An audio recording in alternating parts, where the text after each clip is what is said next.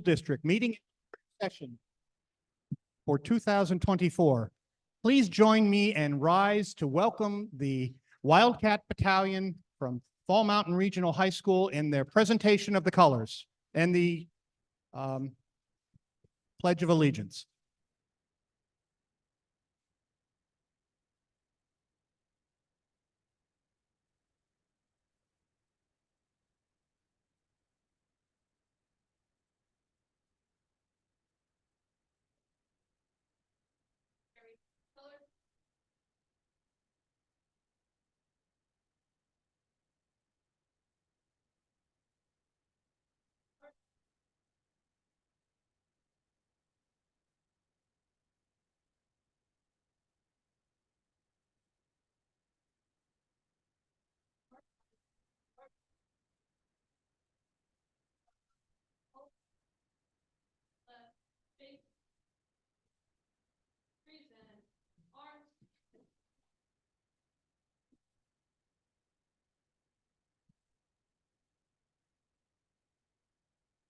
I pledge allegiance to the flag of the United States of America and to the republic for which it stands, one nation, under God, indivisible, with liberty and justice for all.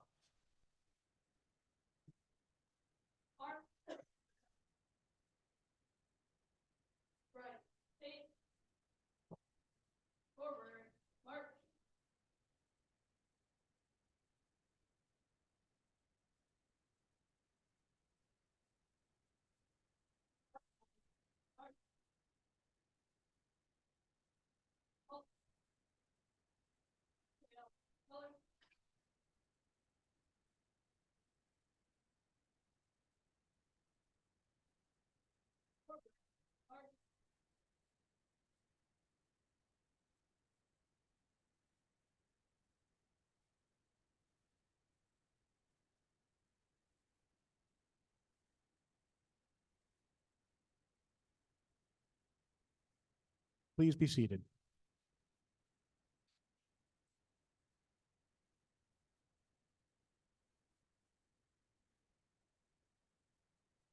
My name is Leroy Watson. I am the moderator for the Fall Mountain Regional School District. I want to welcome all of you here this evening for our 2024 deliberative session.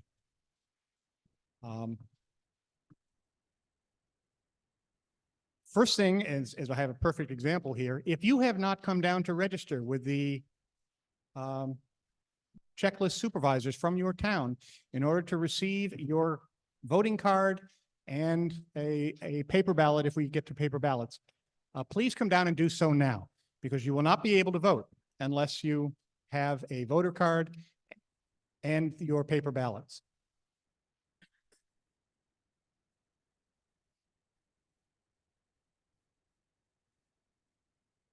A couple of housekeeping issues. If you need to use the restrooms, there are restrooms to the back of the hall. Also, outside doors, though we would appreciate if you use the back doors and go around if you have to, if you use the restrooms.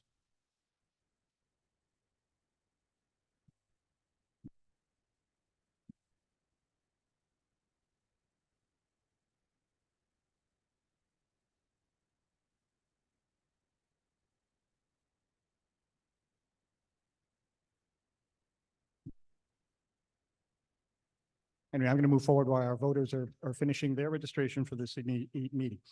And my notes just went blank. Come on, here we go. The rules of procedure for tonight's session are pretty much as follows. And if we have any questions, then I will make rulings at that time to try and make sure that A, everybody has a chance to participate and have their views shared with the group, and B, that we use our time as efficiently as possible and move forward with the decisions that are before us. Voters must check in with the supervisors of the checklist. If somebody happens to come in a little late and they're sitting next to you, remind them that they need to come down.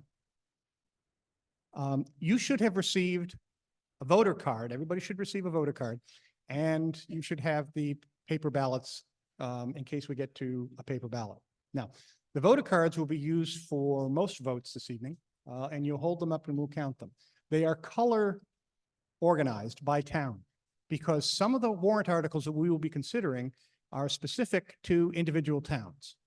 So therefore, if there are any proposed amendments to those warrant articles, only the voters who are here from that particular town will vote, and will be able to certify that by the color of the card you're holding. Anyone wishing to speak and or make a motion or amendment must do so at a microphone. We have 2 roving microphones that will be brought around the hall. When you wish to speak, please stand. And when you get the microphone, remember that you have to keep it close to your mouth in order for it to catch all of what you're saying. So don't be afraid of the microphone. It will not bite, but you will have to keep it there.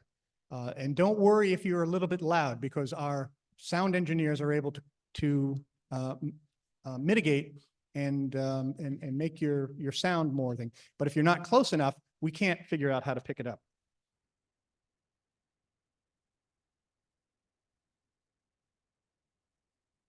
When you speak, every time you speak, please identify yourself and the town that you're from.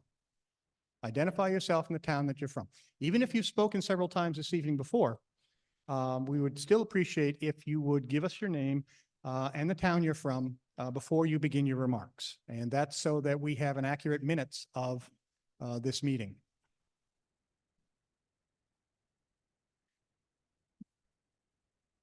Every voter will be given an opportunity to speak for 3 minutes on each either article, amendment, or motion that allows debate. That 3 minutes will be counted down on a timer, which will appear on the screen in front of you, so that you and everybody else can see how much time you have left.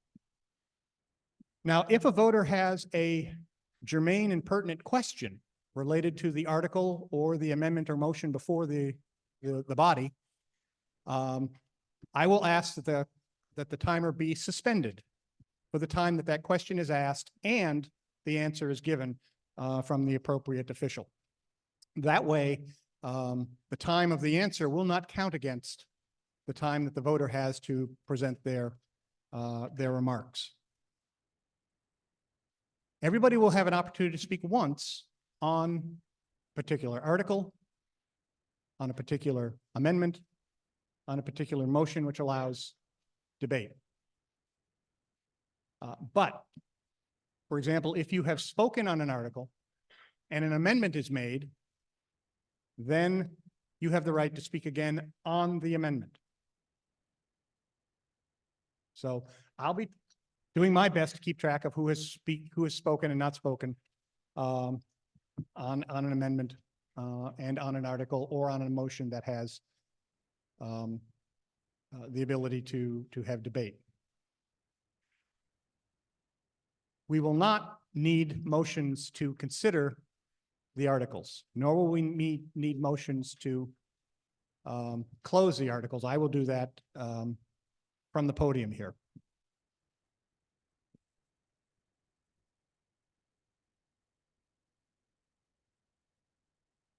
Only residents of the Fall Mountain Regional School District will be allowed to speak in general. Some exceptions will be made for administrative personnel who have specific information that are pertinent to the discussions that we're moving forward with. And I will also allow residents of the Fall Mountain Regional School District who have not yet attained the age of majority, i.e. students, to have the privilege of the floor for 3 minutes, if they so choose. I believe that this is an educational institution. We are here for the education of our youth, and one of the best ways to educate people is to let them do something. So if we want people to understand democracy, we want people to understand how to exercise their right to speak and be heard, that we should accommodate that at this meeting. Now, I'll tell you, after, what, 8 years in this position, I've never had anybody take me up on that. but maybe tonight will be the first time. When you're speaking, please address either the article or the amendment or the motion that is on the floor before us. We're only going to consider, for example, on amendments, we're only going to consider one amendment at a time. So we will not consider amendments to amendments. So when an amendment is brought forward to an article, then that's what we will discuss. That's what we will eventually determine and vote on before moving back to the article itself and the possibility of other amendments. If you would like to make an amendment to an article, I would like to see that amendment in writing presented to me. If you would like to make an amendment to an article, I would like to see that amendment presented to me so that we're all clear about what the language is being proposed for the amendment to the article that's on the floor at the time.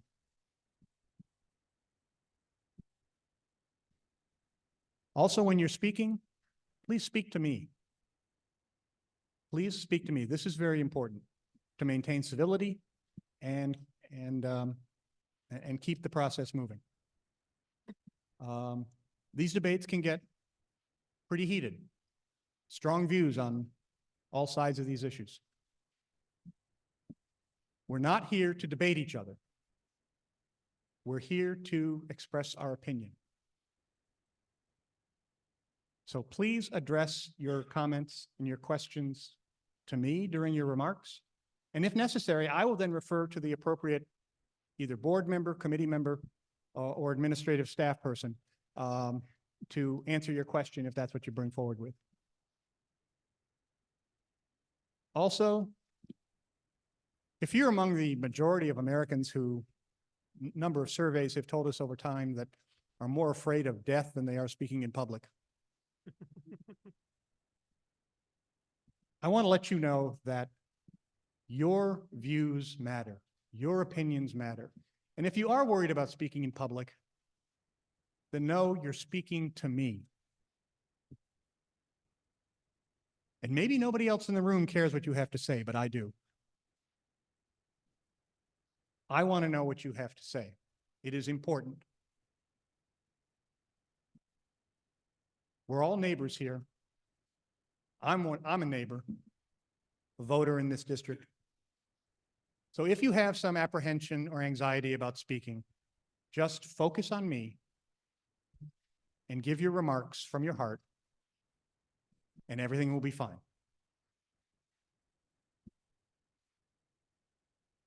The articles that we consider will be taken in order that they have been printed and distributed by mail.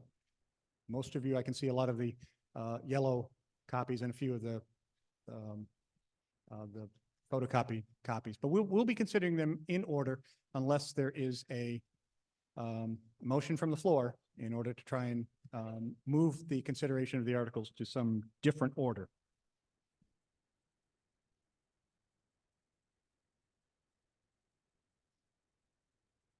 Over time, as people stand up and want to give us their opinions, other folks in the audience may become anxious that we get to a point of getting to a vote. A motion to call the question, which is to end debate and move on to the vote, is in order. It must be given by somebody who has gotten the microphone and gotten recognition, and there must be a second. Anybody who is already sort of had their hand up and wanted to speak, I'm basically going to allow them to speak before we exercise the closure of the determination of the motion to stop debate. And this is important as well. A motion to end debate takes a 2/3 vote. A motion to end debate takes a 2/3 vote. So if that motion fails, then we go back and we have more debate, and several more people are going to have to be able to talk before we consider that motion again.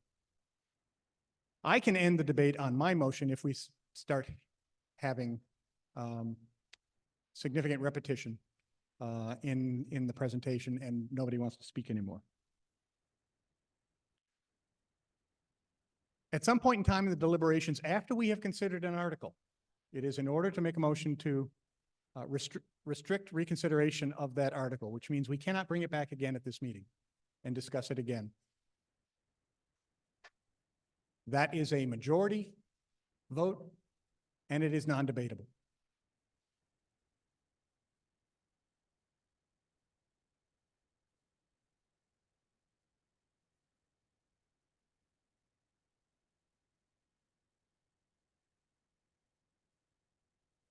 If we get to the point where we have a paper ballot,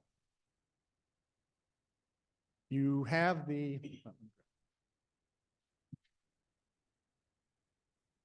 this paper ballot with 6 separate A, B, C, D, E, F. And the consideration of the amendment will be either yes, which means you are voting in favor of the amendment, or no, which means you are opposing the amendment.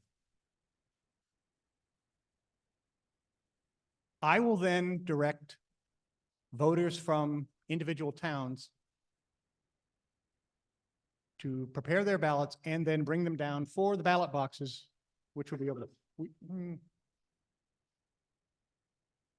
Yeah, okay.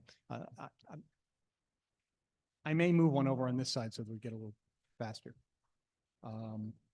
Hadn't thought of that, but maybe we may move one of the boxes over here. So you will be directed to vote by town, so that we don't crowd up the aisles, and then it gets more.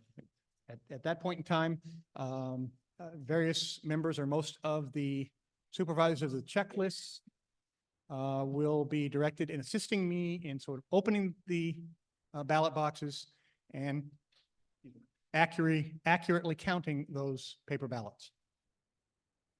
At the end of that count, they will provide those numbers to me, and I will provide them to you. If the paper ballot has a difference in outcome by less than 10%, I will ask that we vote again. Same procedure. And then if we come up again with an answer that is within the 10% margin, then we will accept that margin.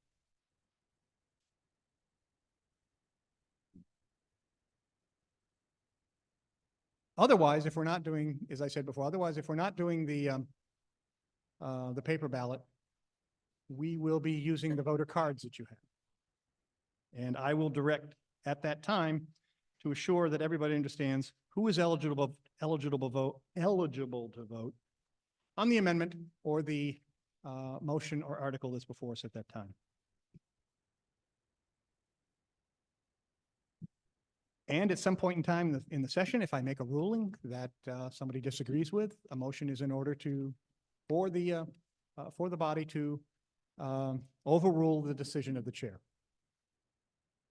which I will happily accept, and then we will go through the process of voting on that. So ultimately, this is your meeting. You have the control. And with that, I'd like to call on some of our officials for opening remarks. And first, I'd like to call on Dr. Christopher Spence, who is the superintendent of the Fall Mountain Regional School District, for his opening remarks. Thank you. Appreciate that. I may be one of the Americans that you were referring to earlier, but it's good to be in your company tonight. I appreciate everyone coming out tonight to participate in the democratic process. I would like to first thank the work of our administrators who worked alongside us to help develop a budget. I would like to thank the school board for their leadership in this process, as well as the budget committee. There was a lot of work behind the scenes, countless hours, and it was a process, but we arrived here today. So I just want to thank everyone involved. And then lastly, again, I would like to thank you all for coming out. And that ends my remarks for tonight. Over there. Thank you very much, Dr. Spence. At this point in time, we have a long table of our elected dignitaries. I would like to have them introduce themselves by name and their office and where they're from. So we'll start right over here with Ms. Schmidt. Hi, my name is Lori Schmidt, and I'm the business administrator joining the district in July. Dr. Spence has already introduced himself. Misty Bushy, board clerk. Matthew Upton, I'm the district attorney. I'm Alyssa Bascom. I'm your at-large board member, and I am from Charlestown. I'm Kevin Keith, I'm the vice chair of the school board, and I'm from Langdon. Jamie Teague. I'm an at-large member of the school board. I live in Walpole, and I think I'm secretary of the board. It's probably why I'm sitting third. Oh, and yes, I'm sorry. Sorry, Joe. I'm also the member that sits on the budget committee. I'm Joe Levesque. I live in Alstead. I'm on the school board. I'm the treasurer. I'm Sarah Vogel. I live in Ackworth. And that's it. Shelley Andrews, School Board, Charlestown.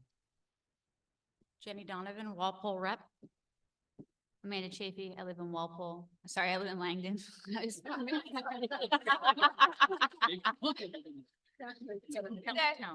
right. Made you all laugh. Here we go. I live in Langdon and I am on the budget committee. Ahmed Esfahani, Alstead. I'm Michael Aaron. I represent Ackworth and in the Budget Committee. Chris Spalding, Charlestown, class of '85, Budget Committee. Steve D'Alessio, Walpole representative to the budget committee.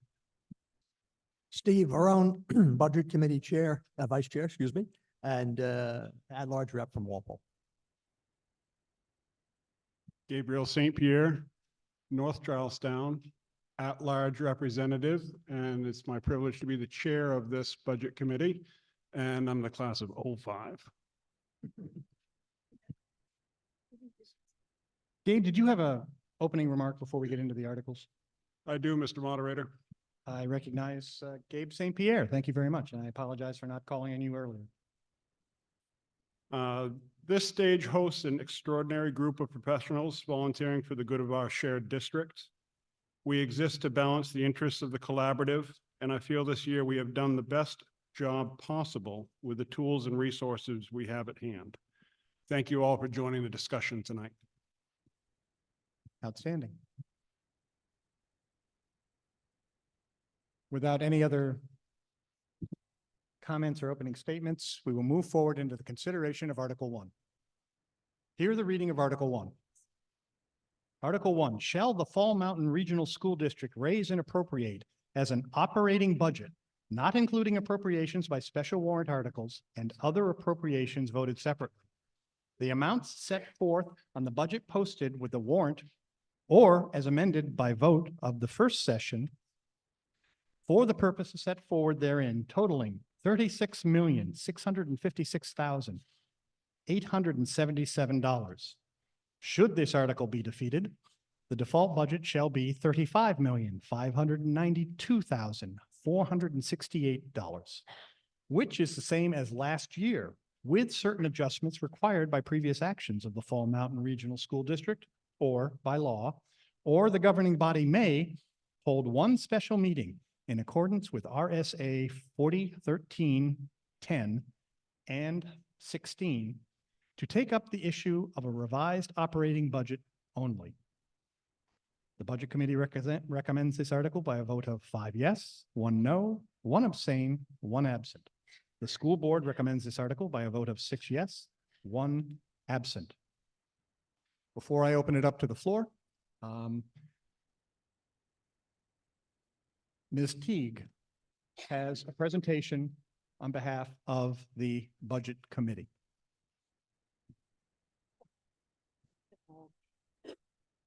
Okay, I think it works. Yay. I figured out how to turn the microphone on. So we've prepared a pretty in-depth slide deck presentation for you to review tonight. I am going to discuss right now a little bit of information before we dive into this. As I mentioned, I'm a school board member at large. I also sit on the budget committee. I was in discussions with the budget committee. I think everybody stuck their finger on their nose and pointed at me to present it, which is fine because it's kind of like old home days. So welcome to the Fall Mountain Regional School District Annual Meeting Budget Presentation. You know who I am. I'm Jamie Teague. For many of you, this presentation and some of its content will be a potentially boring review. For those of you who are new, it may be enlightening as we try to explain the many different pieces of what actually makes up the one large budget number that we all vote on in this cooperative school district.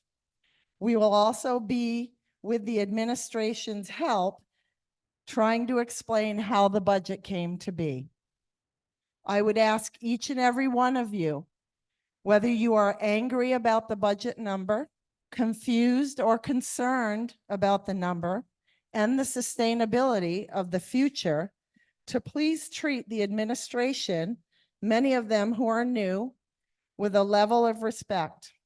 Our district and our very unique 23-year-old set of formulas are very complicated. The title of our slide here, A Year of Transition, Reflection, and New Direction, should be reflected on, so humor me. Approximately 60 years ago, the forefathers of our 5 towns came together to discuss what a cooperative district sharing in the costs, dreams, and goals for our children would look like. Fast forward to 1999-2000, with discussions about making the shared costs more fair and equitable. After much discussion, deliberation, and voting, we have what is known as the Fall Mountain formula. There is no other formula in the entire state of New Hampshire like ours.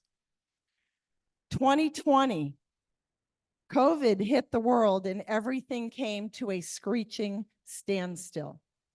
But not education. It had to continue and move forward in an environment that was now totally different. 2020-21, COVID uncertainty still reigned and ruled our every move. Educational delivery and meeting the needs, all of the needs, including food delivery and food security and emotional support of the students, still moved forward. Much of it with the safety net of the federal government funding named ESSER. ESSER was the Elementary and Secondary School Emergency Relief Act. These funds were delivered in multiple different rounds, and oh, by the way, that same year, our business administrator also resigned in June of 22. Let's look at 21-22. School is back to the new normal, still dealing with what do we do with students and staff test positive for COVID. Everyone is still trying to evaluate what losses in student learning have occurred and how do we pivot to get everyone back on track. How do we afford to bolster the educational opportunities for all levels of learning and trauma that students were dealing with, from the loss of home, loss of relatives, loss of normality. Trying to manage the day-to-day operations in this district and the financial movement of a $35 million budget with a part-time business administrator that had no background or knowledge in all things Fall Mountain. And oh, by the way, our superintendent tendered their resignation, and then the hunt began for an interim superintendent. 22-23, last year. Still getting back on track, trying to plan and move forward, utilizing the ESSER monies in accordance with the students' learning needs. That's what we were charged with. But as luck would have it, we were able to secure a new business administrator who had knowledge of all things Fall Mountain. There's been multiple turnover on the school board last year, and we gained a budget committee. Our business administrator then resigned effective June of '23, and the search began again for a new BA on the heels of just completing a superintendent search. This year, 23-24, the new normal was starting to settle in for educational operations. And we have brand new administrators in 2 key roles who are trying to make sense of all things Fall Mountain. And we have new administrators in 3 other key roles, overseeing Alstead and Fall Mountain Regional High School operations. We are still trying to assess and get students back on track and utilize the ESSER grants, what's left of them, to make gains and take care of one-time needs. The budget we are presenting has gone through many different versions as we all learned about how the Fall Mountain methods work. The budget is actually made up of 12 mini budgets, one for each town that is direct to the elementary schools they operate, one for the high school, and 6 more for the expenditures that we all share, which are comprised of what we call the methods. Method 1 is your district administration. It's a predetermined formula voted in 2000, thereabouts, I don't remember the exact date, that does not change. Method 2, the middle school programming, same thing, predetermined, doesn't change. Method 3, district facilities services. It's figured out by the value of each of the towns shared as a percentage of the whole. Transportation costs, method 4, figured out by the number of routes, the driver hours, and the supply costs, including diesel and insurance. And I'm sure I probably missed one. Method 5, district technology, figured out by the number of devices as a percentage of the whole, serviced at each location by the shared staff and program costs. Method 6, related services. This is a big one, as you can see on your budget document. Shared support services or special programming that's not easily reallocated to direct lines and was voted to be included here many years ago.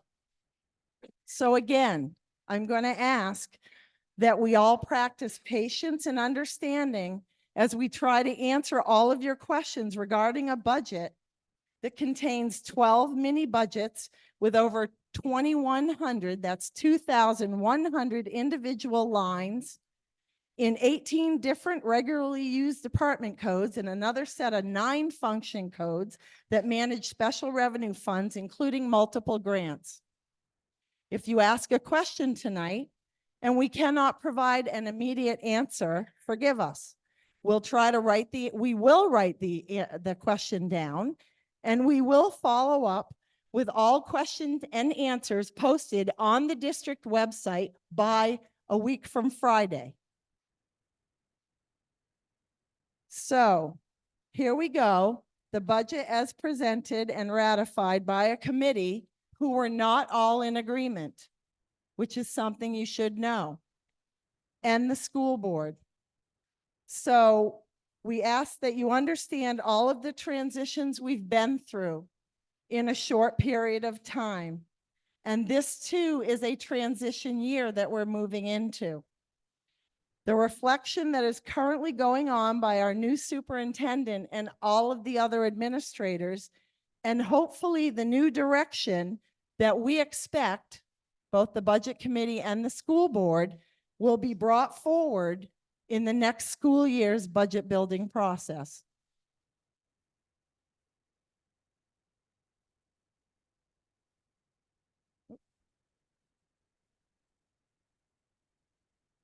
Okay, so this is kind of a review slide discussing why we're here and the mission of the Fall Mountain Regional School District. It has not changed in quite some time.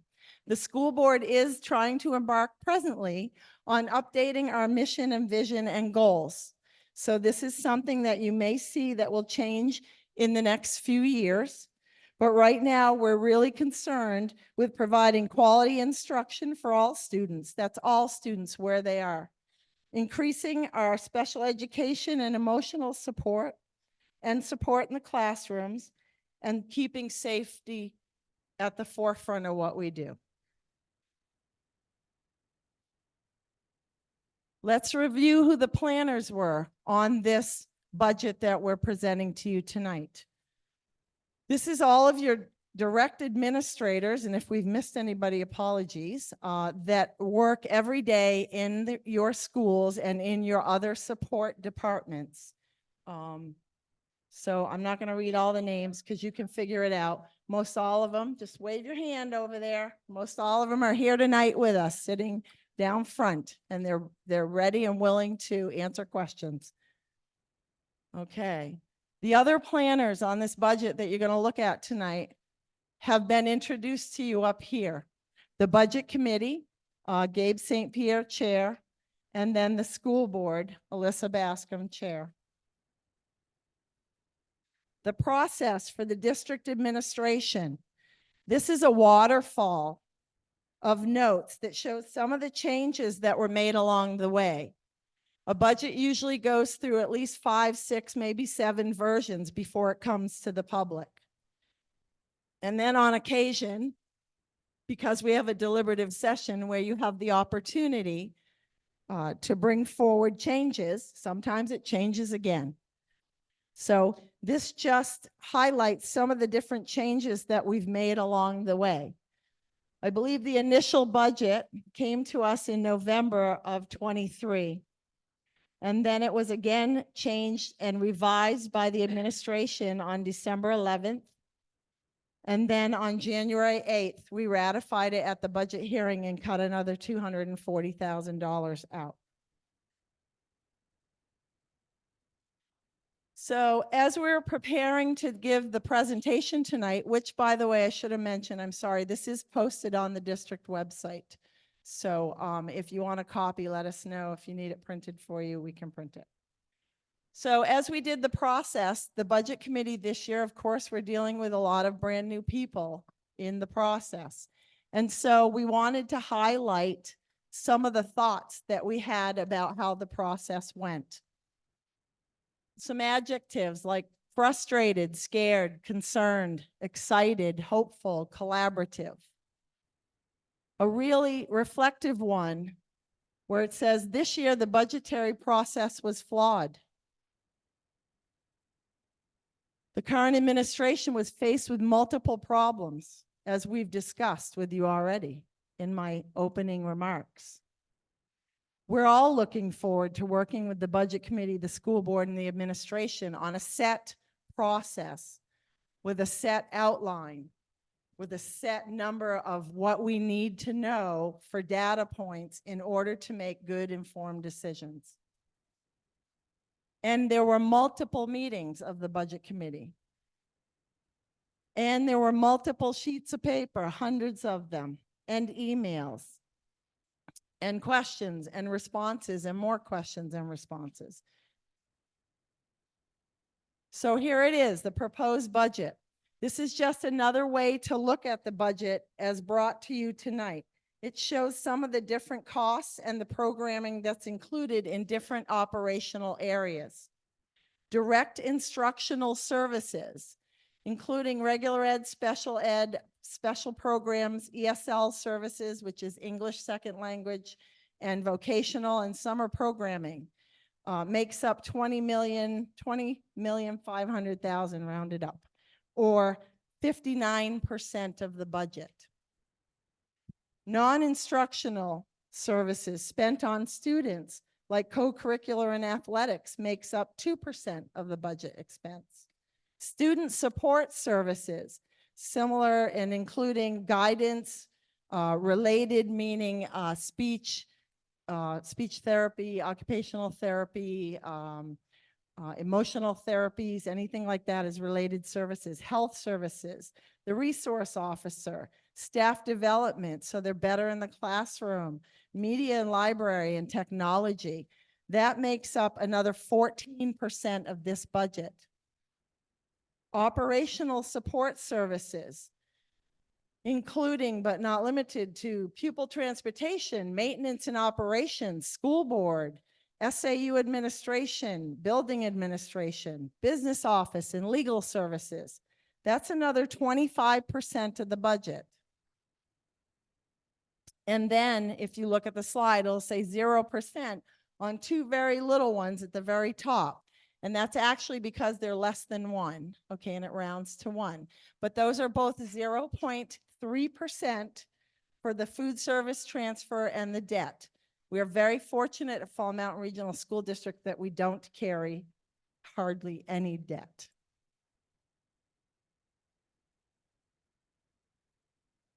October 1st enrollments. We always use a set date in time. Enrollments will go up and down all year long. They always do. People move in, people move out. But this was our set October 1st enrollments. And then we get the percentages by town.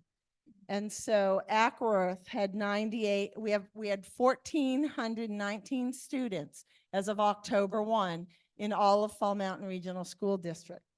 Ackworth had 98 students, Alstead had 170, Charlestown had 640, Langdon had 72, Walpole had 387, and we had 52 other students attending. So for a total of 1,419.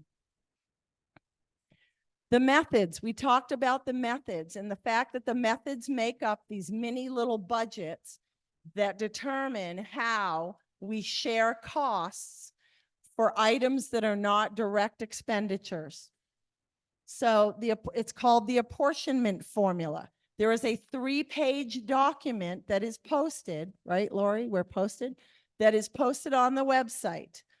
That's the assessment and apportionment document, which shows all of the breakdowns for what makes up the assessment that finally comes out to your town that the tax rate is determined on.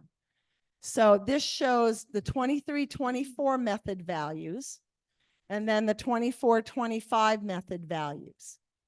Now keep in mind, we talked about before, 1 and 2 don't change. Those are predetermined, okay? But 3, 4, 5, and 6 change every year. Sometimes the building one may not change if we don't get updated valuations for all of our buildings. That one may from year to year stay the same.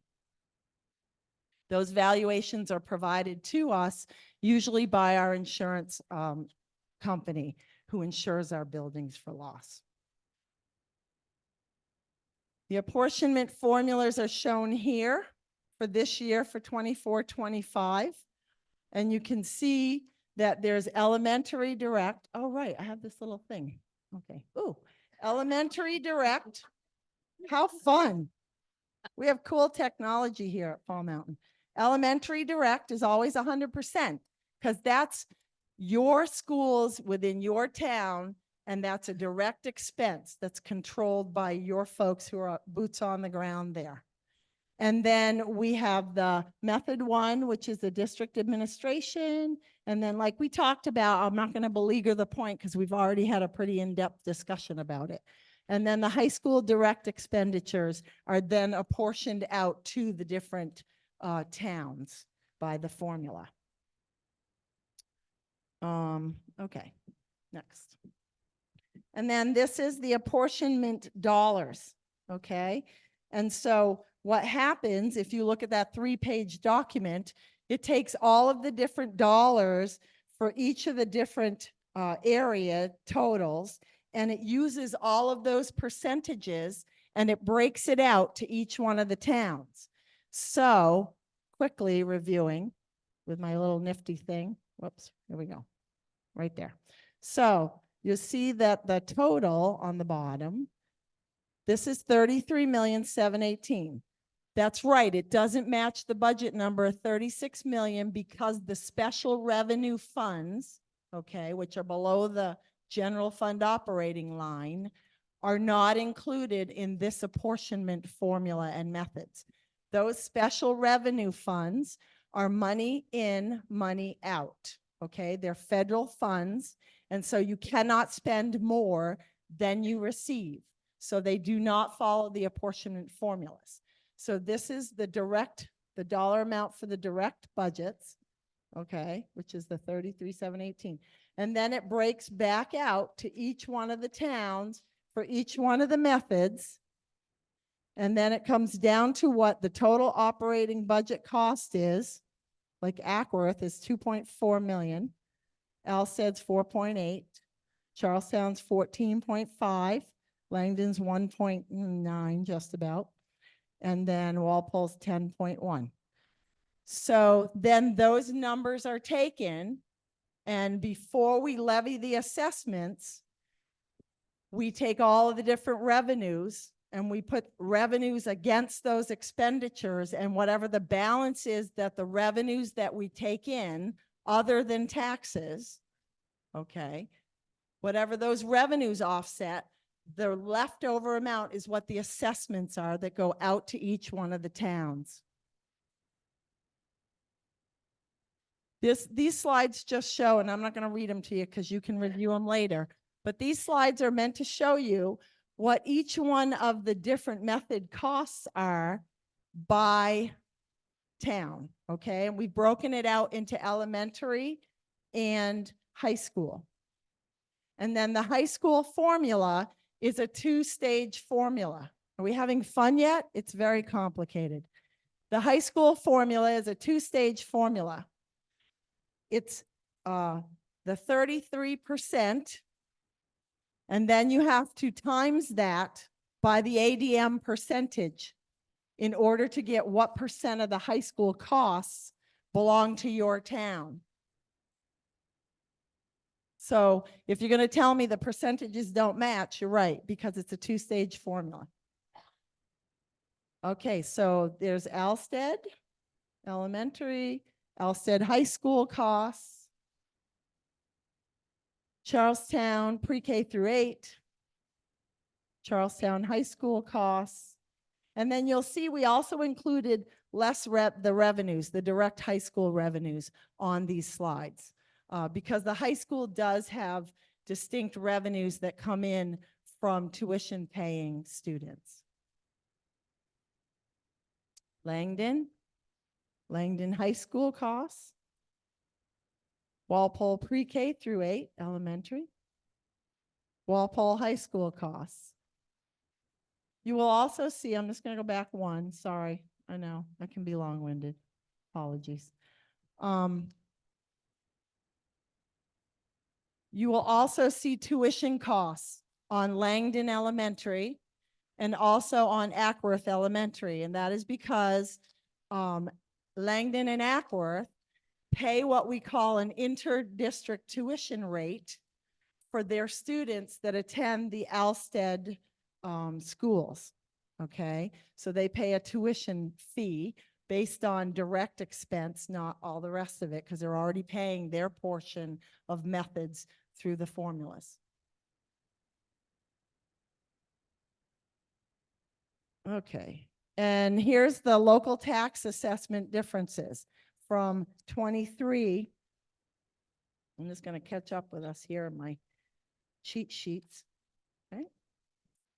From 23-24 to 24-25. And so you can see the percentage of change and the dollar amount of change for the different towns. Percentages of change on assessments for taxation can be multifold. There can be many different pieces that go into that.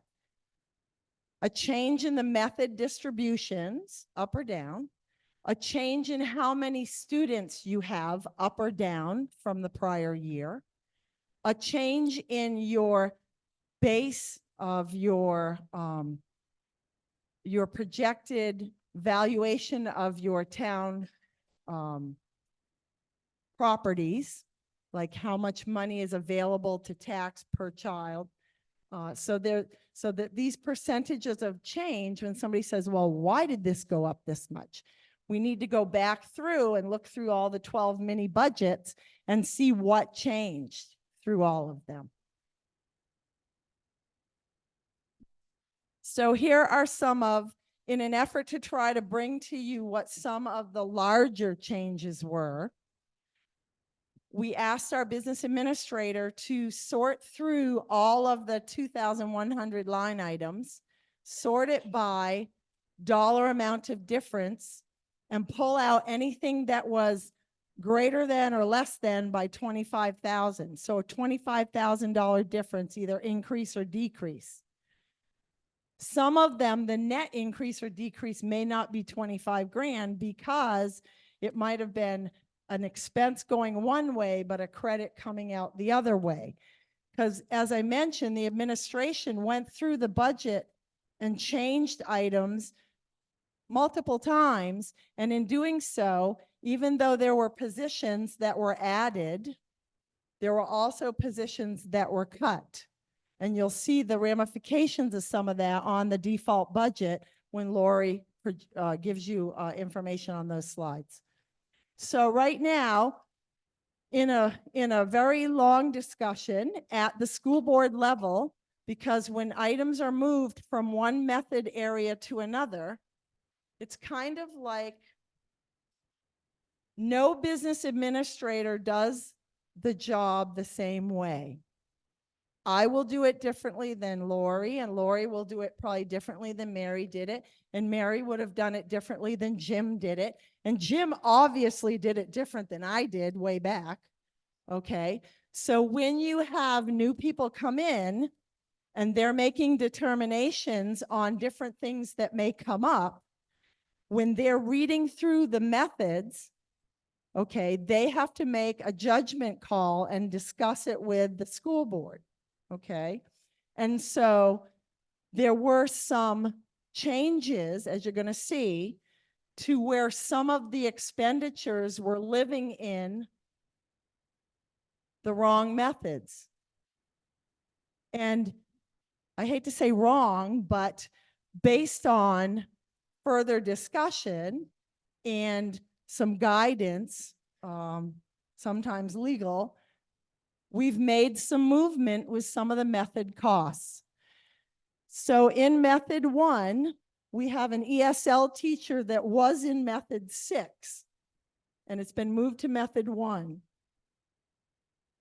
And we've had to add another teacher in for ESL. Remember, ESL is English second language, and our population of children that have needs in this area have grown.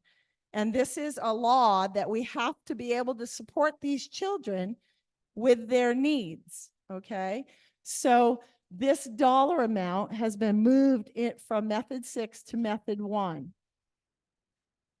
We also moved the district-wide nurse from method 6 to method 1. And then the net zero difference there On the budget. was what? That's the net. Right, difference because there except was on the no budget. change in the budget. Sorry. Lori and I worked on this together. She did all the hard work. I'm just presenting it, okay?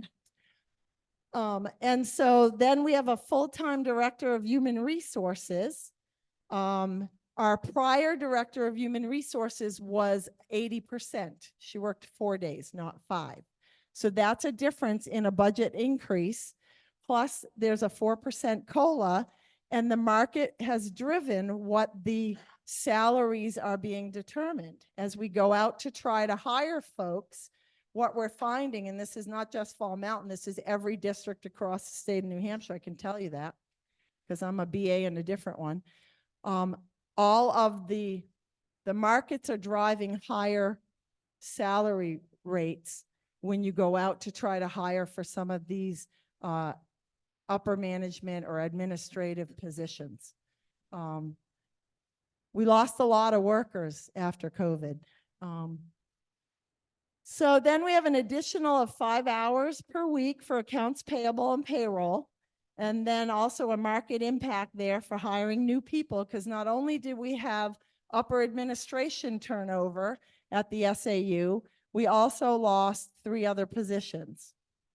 So our HR director, our finance director, and our AP person, I believe, yeah. So a lot of movement again. And then we moved general liability insurance to method 6 per the Articles of Agreement. Okay. Method 3 through 5, there's not a lot of changes. I know, it's boring, sorry. One-time vehicle purchase in FY '23 went away. The bus lease increase went up by 100,000. We converted a computer technician position to a tech integrator. And so that had a net change of 15,000. And then we had a health insurance change in subscription and some rate increases that breached that $25,000 line. We had health insurance increases of what percent? 16. Of 16% for all of our insurances, okay? But again, we have over 2,000 line items. So you can aggregate them and hit over 25,000. But just keep in mind that through this whole entire budget, there is a 16% increase in here for health insurance. Okay. Moving right along. Method 6. We reduced the coordinators by 1, which was unbudgeted for '24, and we transfer 1 counselor from the IDEA grant to method 6, about $74,000. We moved STEPS teacher from CPS to method 6, $70,000, because STEPS program was a district utilized program, not direct to Charlestown Primary. We moved 5 focus positions from ESSER 3 to method 6. That means ESSER 3 means that those positions were grant funded. They were not a part of the general fund budget in prior years.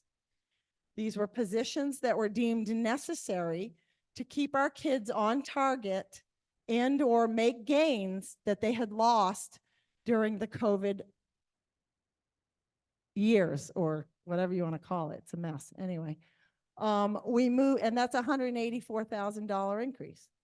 We moved LEAP teacher and a para from WES to method 6, $267,000. Because per the methods, this is a district-wide program where children from other schools come into this program, so that it should be charged to a shared method, not directly to Walpole Elementary. And then we had health and benefit costs in this method, increases of 87,000. And then we talked about it before, we moved the ESL teacher out of here and shipped that off to method 6. Or method 1, I'm sorry, to method 1, right? That's a typo, we'll fix that before we post it. Method 6 had a lot of changes, as you can see. We talked about the district-wide nurse. We moved the speech and language pathologist from ESSER 2 and 1 from the Charlestown attendance area into method 6, because that's where they all belong. So one of those was not funded by the general fund. One is a move, one was not funded here. It was funded with grant funds. That's 222,000. We moved the occupational therapist from all attendance areas into method 6. So instead of splitting it out, it was brought back into method 6, which is again, shared services. We moved the general liability insurance from method 1 to method 6 per the articles of agreement. That's 82,000. And tuition costs were reduced. These are out of district tuition costs, usually for special education needs and or any other type of needs that we can't meet within our regular programming here at the schools. And so we reduced that by 254,000. Part of that reduction came because of, and I hope I get this right, see how good my memory is, hold on, I'm paying attention. Because of the 5 focus positions, correct, that were added. So students we used to send out of district to get services, we brought them back home, so they're now with some of their peers here where we can control what the content and all the programming is. And in doing so, we're able to reduce the tuition costs by 254,000. Okay. All right. Did that. Okay, Alsted attendance area. So here's your attendance area direct budget changes. So we moved one interventionist from ESSER 3 to Alsted primary. That was an increase in their budget of 55. We removed one-time construction services for Sarah Porter of 37, and we eliminated a permanent sub position of 22. Charlestown attendance area. We have, as a lot of people know and have been listening and following, we've done a reconfiguration from North Charlestown into Charlestown Primary and Charlestown Middle School, moving some of those kiddos around and the configuration of the different grades. And that had an increase of about 56,000. But there was some decreases in the North Charlestown as well. We eliminate a secretary position and added 3 stipends, so it's a net savings of 30,000. We eliminated a custodial position that's out at North Charlestown. That was a savings of 34,000. We added 2 special education teachers. These are brand new positions added this year because of the increase in the case needs of our students that have individual education plans and other kids who may not have been, whom that may not have been determined yet because it doesn't rise us to that level, but we still need the help with their cases and what they need for their own learning. We eliminated a media generalist position of 30,000, and we eliminated a permanent sub position. Is that 1 or 2 firm subs for Charlestown?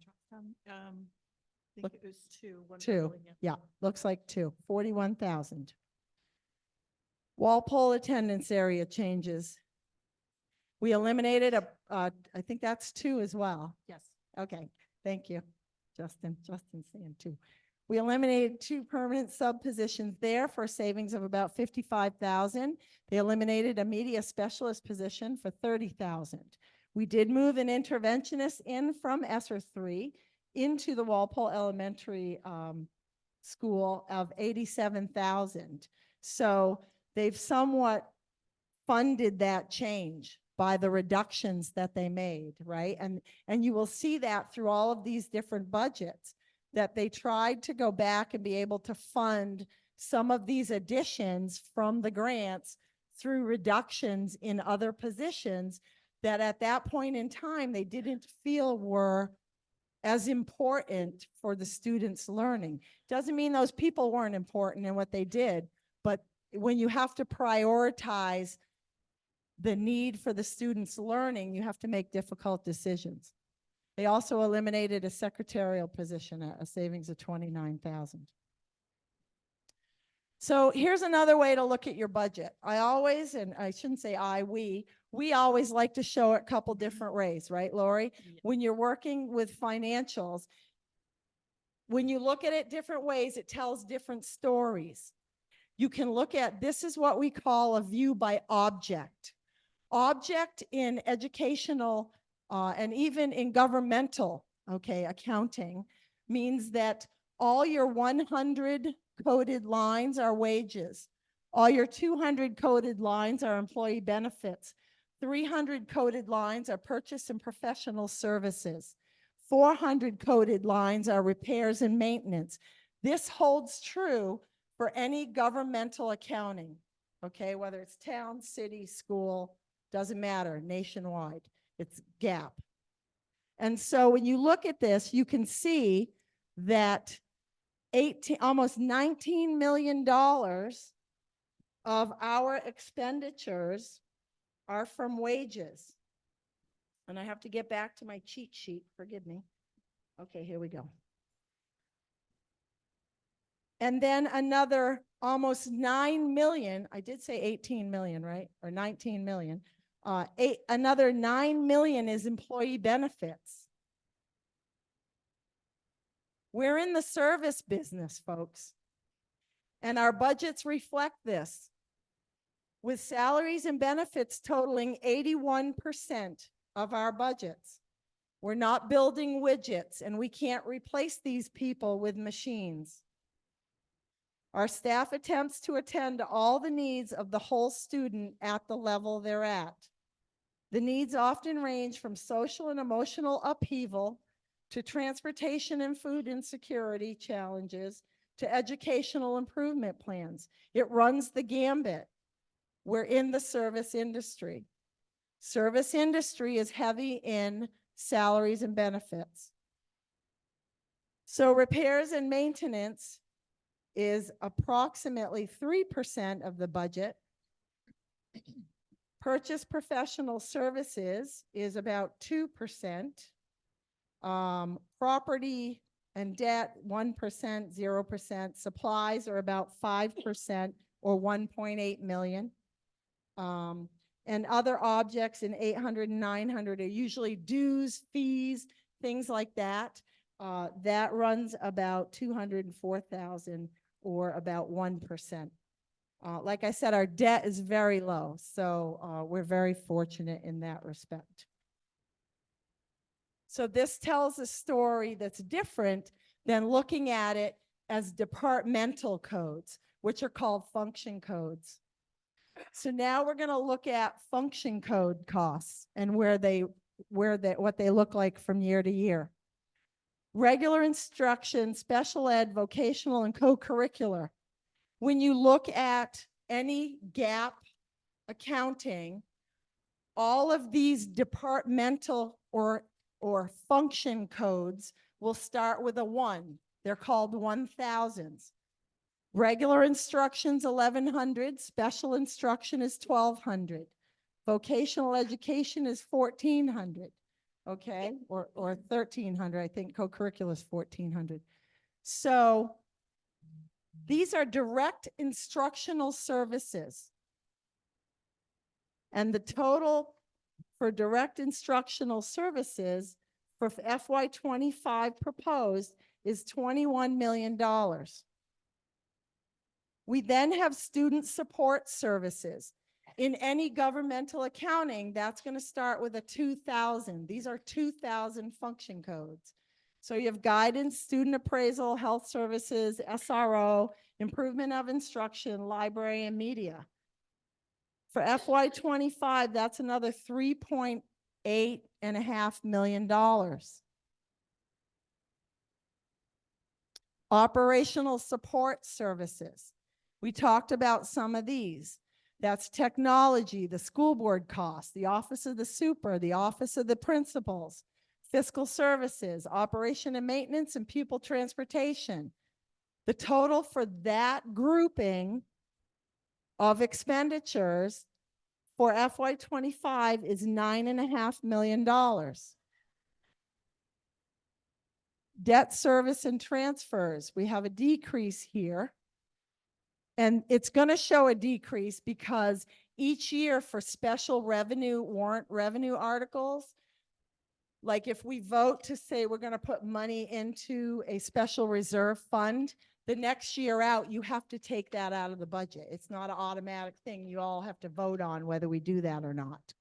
So this one for FY25 is showing $210,000.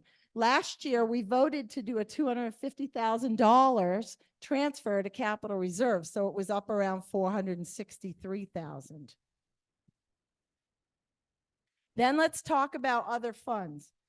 Other funds are the funds that are usually federal or state, okay, or special revenue funds, which means donations also would live here.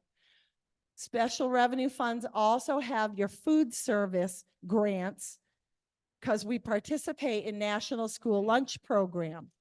So for free and reduced students, we get reimbursements from the feds for that program.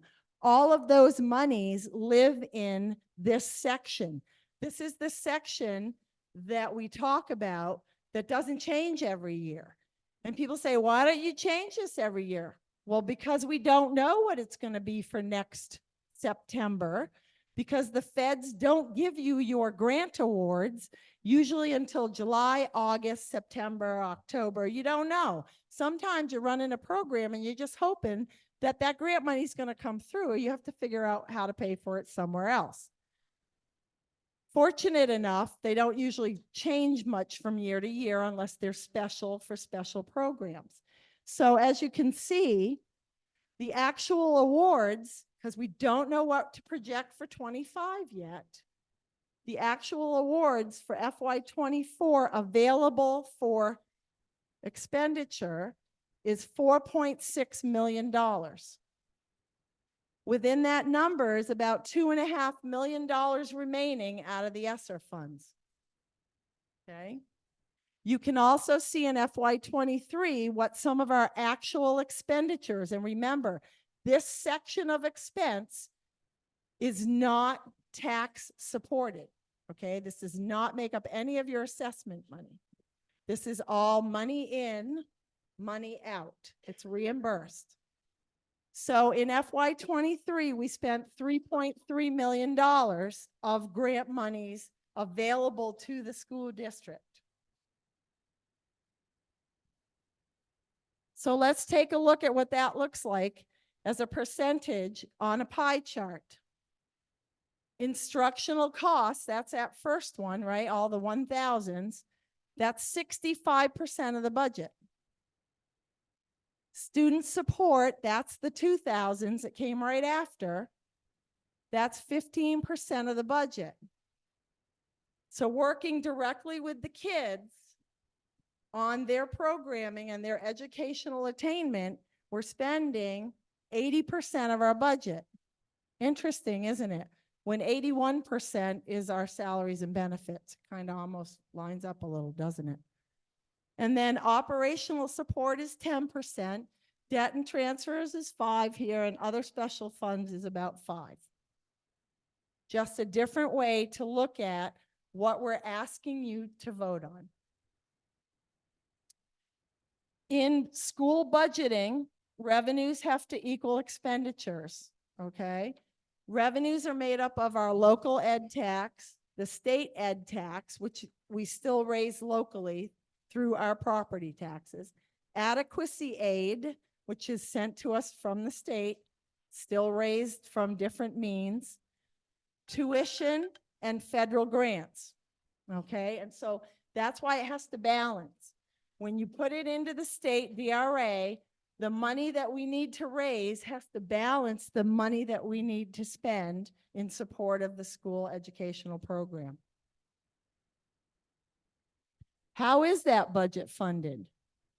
Well, probably like most all of the budgets that are funded in the state of New Hampshire, as you can imagine, it's heavily laden on taxpayers. Local support for the budget for revenue is 59%. Adequacy aid for the Fall Mountain towns comes in at about 25%. There are many districts, not that you care, but I'm just going to tell you this little tidbit, in the state of New Hampshire who receive no adequacy aid at all. That is based on a very complicated 9-piece formula. Fortunately, we receive adequacy aid. There's also some bills at the State House, I think Representative Spilsbury's been working on, right? There's some bill, and folks at Conval and the lawsuit, there's some bills at the State House that's trying to change how the adequacy aid numbers are determined. If that were to happen, I believe I've looked at some of the numbers that we would be in a position to gain more adequacy aid. And then you can see the other ones kind of filter in. So here's the revenue for adequacy grants to each of the towns and the differences. There was not a lot of shifting this year coming out. These, and I'm going to say, and correct me if I'm wrong, Lori, these are early estimates from the state, and the state actually will set the adequacy amounts next November 15th, I think. Okay. So these are projections of adequacy amounts because they actually set them in stone in November after we've built the budget. Okay. So FY25, Ackworth is pretty much stable, $29 difference. Alsted's gaining about 8,700. Charlestown's losing about 200, almost stable. Langdon's losing about $5 and Walpole's losing about 4,700. Many different things can make those change up and down. Student count, free and reduced count, English language learners, how proficient students are in third grade in certain subjects. There's a whole lot to it. So that's where we're going to hopefully shake out, or maybe better than that. The tax rate review. So let's take a look at the tax rate review because this is important. 22-23, yes, we're going back a little. You can see that the Ackworth tax rate was projected at $13.04. It was $13.04.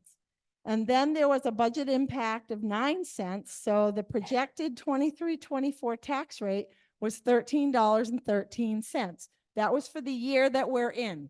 So when we built this budget 2 years ago, right now, because we're a year it lagged, we projected that the rate would be $13.13. We don't set tax rates in the state of New Hampshire until October, after your budget has opened, after your school year has opened. We set tax rates in October. So we went to set the tax rates this past October of 23. And as you can see, just following Ackworth, you can look at your own town up here. Following Ackworth, there was a difference between projected to actual without fund balance return of a decrease of 4 cents. We also returned a fund balance of, I think it was $1,279,000-ish. That fund balance return follows the ADM formula and gets credited back against the tax rate, the assessment, which then affects the tax rate. So the fund balance return for Ackworth was 64 cents. So the actual 23-24 tax rate for Ackworth for the year we're in is $12.45.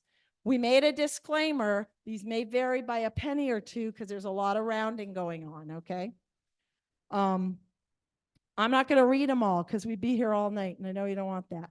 So let's go to the next slide. This is why this review slide was relative, okay, or relevant. Look at Ackworth, 23-24. The tax rate was $12.45. Budgets and method changes. We're projecting the tax rate for 24-25 at $13.83. The original projection for 23-24's expenses, okay, were $13.13. But you can see what happened, right? It came in lower than what we projected. So when you add the credits that you got on the tax rate this year to the difference of the change, it's the increase. So had we not given back 1.279-ish million and had credits on the tax rates of 68 cents, 93 cents, $1.72, $1.11, or 87 cents, the tax rates we'd be showing you to project for this year wouldn't look so extreme. Okay, so that's an important thing to remember, is that what we projected based on the actual expenses for the year we're in would have been a higher tax rate had we not given money back from the prior year's budget. We will probably be in the same position coming off of this school budget year. We don't know the exact dollar amount of what that credit will look like because we're still working through some ESSER funding reimbursements. We should hopefully have that number by March, April. Yeah. So again, we're projecting these tax rates, but they may come in lower because remember that we don't set tax rates in New Hampshire until October, after the year has opened. All right, we're almost there. Oh, you get to listen to Lori.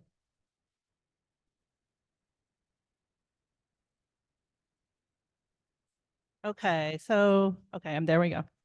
So the default budget, I've heard some theories that the default budget is set for us by the government in that they determine that this is what we need to run business for the year.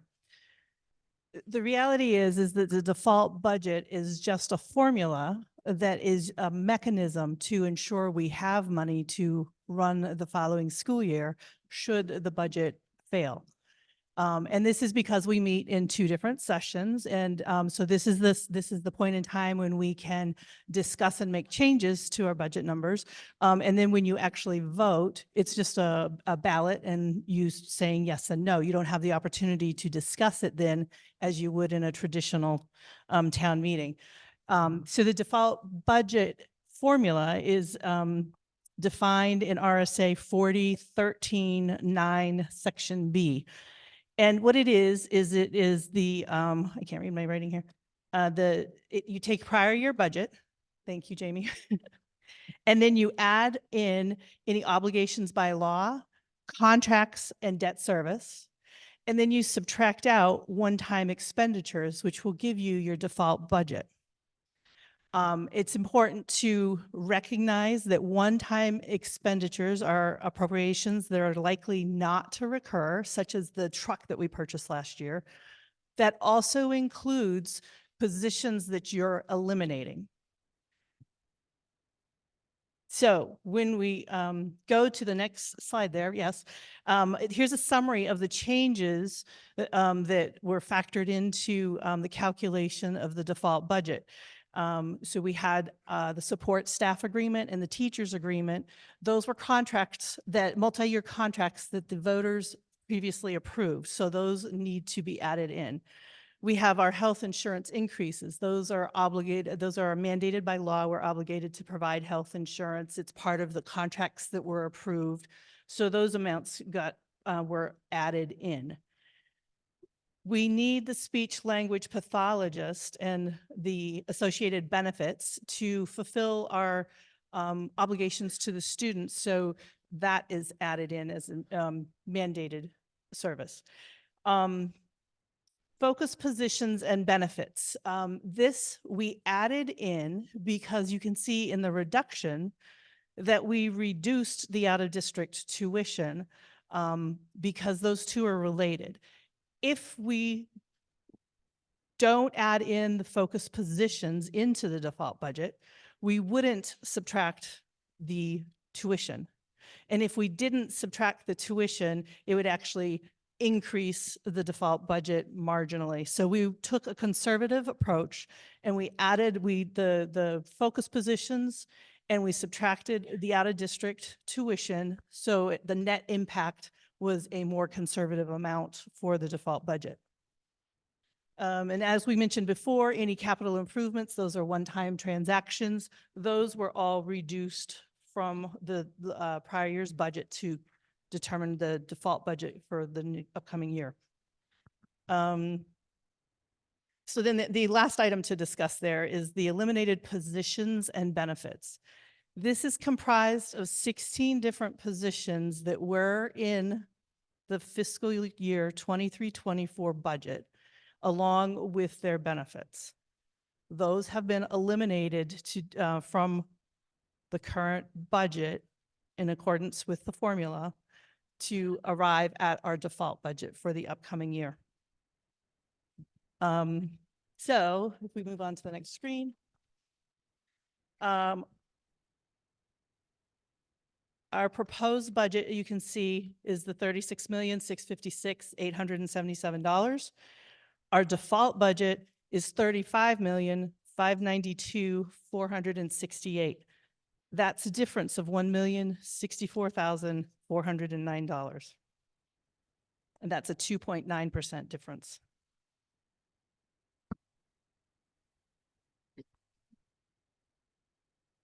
We're almost done.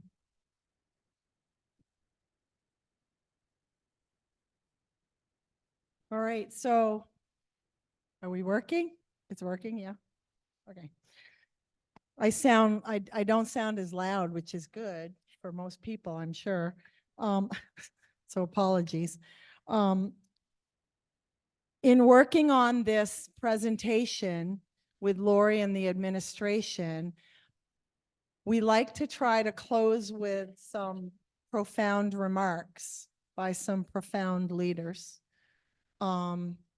February is a special month, and this quote by Martin Luther King Jr. is a really great quote. Everyone can be great because everyone can serve.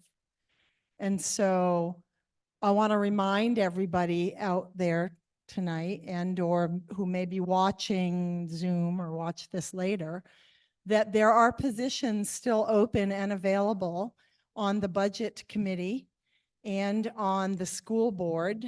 And so you don't have to sit on the sidelines anymore. You can get in the game. All you have to do is send a letter of interest to either, I would imagine, Misty Bushy, the clerk of the school board, or Alyssa Bascom, the chair, or to Gabe St. Pierre, the chair of the budget committee, with your letter of interest. And we will be appointing folks to the open positions where nobody's come forward and put their name in.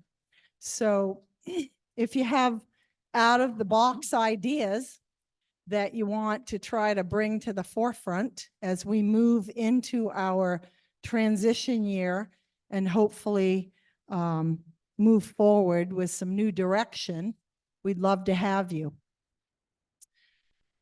Ruth Bader Ginsburg, who was an amazing Supreme Justice,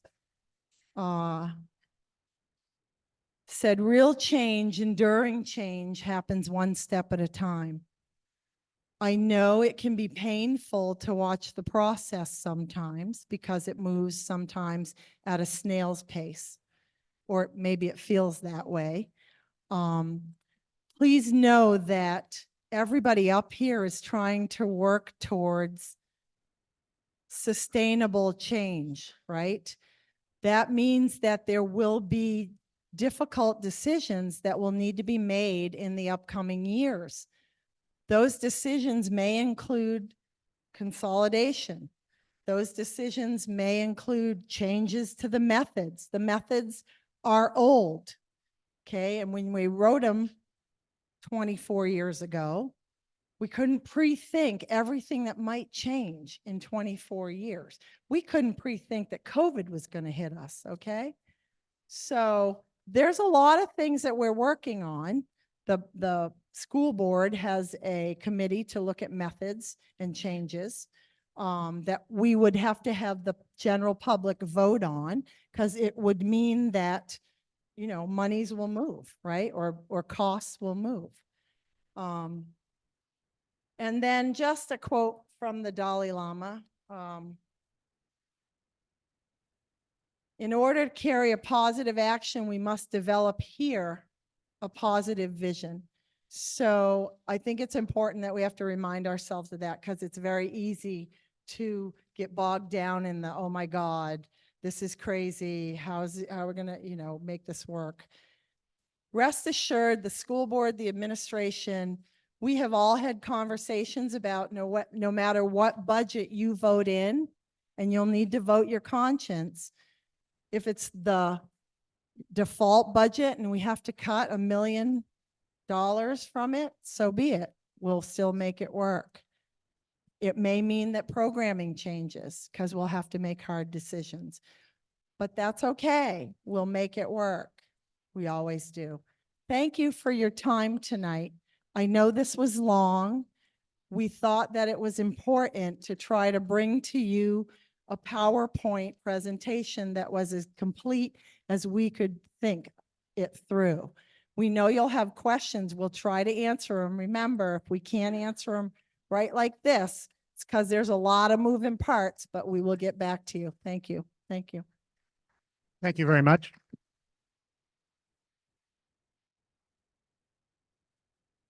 Mr. DeLassio, a member of the Budget Committee, has some opening remarks appropriate for Article 1.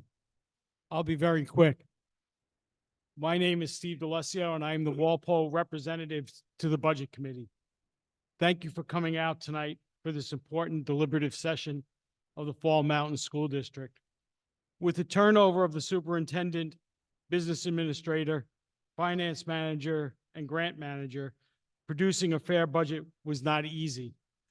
The previous administration made decisions that presented long-term financial challenges for the district. These decisions forced the new administration to make some difficult decisions with respect to the budget and general district operations. If you had the opportunity to read Dr. Spence's 100-day report, you quickly reached the conclusion that there was work to do to move our schools from being average to exceptional. The administration made some tough decisions and prioritized their needs. There's always room for budget adjustments. However, if we want to give Dr. Spence and his team the opportunity to advance our schools, we need to give them the tools they need. This budget does that and includes some reasonable reductions at the same time. Thank you. Thank you. Before I open discussion on Article 1, I want to announce that I have received an appropriate petition by more than 5 voters who are voters in our district and are present tonight, who have requested that all votes on amendments proposed to Article 1 this evening shall be conducted by the written ballot. All votes on amendments to Article 1 this evening shall be conducted by written ballot. Let me just put the petition in the hands of the secretary.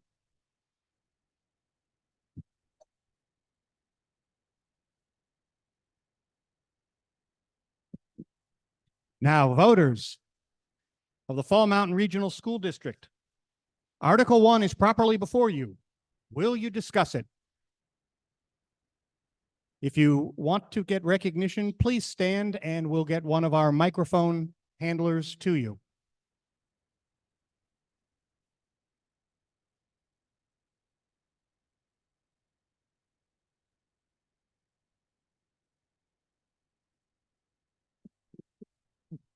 Your name and town of residence, please. My name is Phil Turner. I'm from Charlestown. I would like to ask some more clarification regarding the line budget for health services, 2130.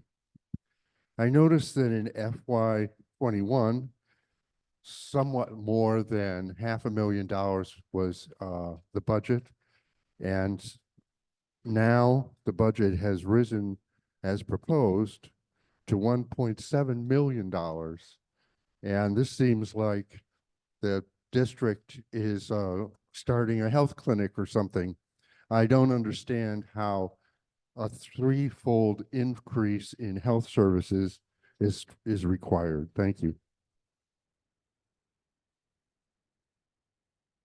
Who would like to respond to that question? Lori?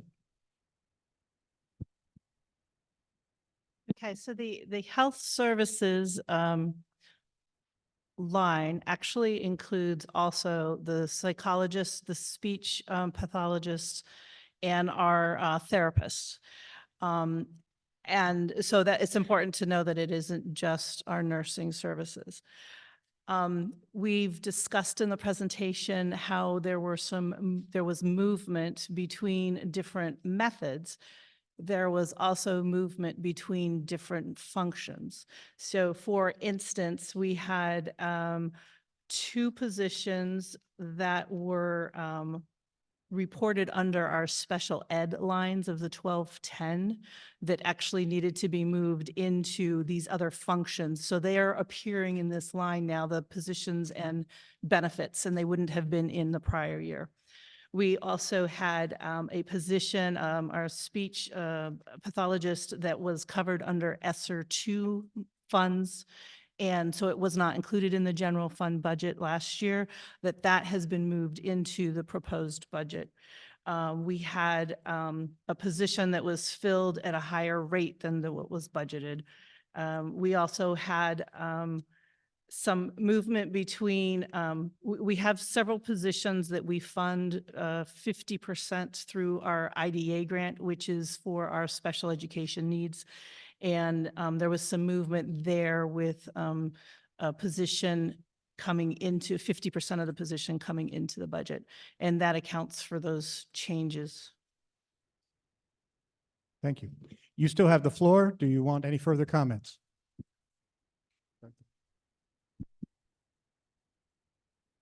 Thank you. Can the board prepare, or the administration prepare, a little spreadsheet schedule that shows how a $482,000 increase in the budget from from FY '24 is necessary, how you made it up? This does seem like a very large increase in your support services for health services.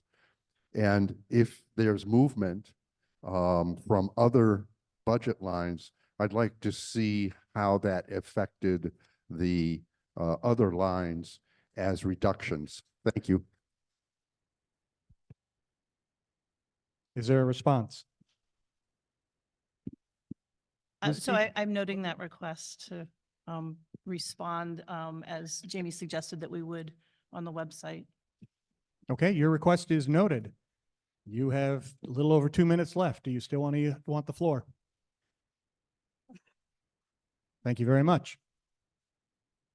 Article 1 is properly before you. Will you discuss it?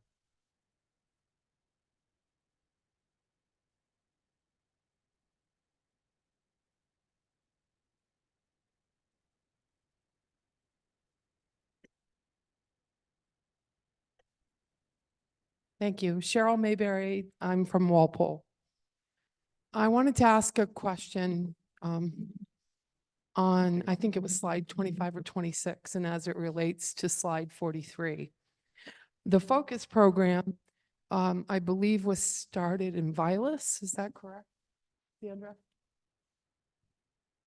I'm sorry. I think it's a great idea to bring more of those services in-house so you can reduce your added district costs.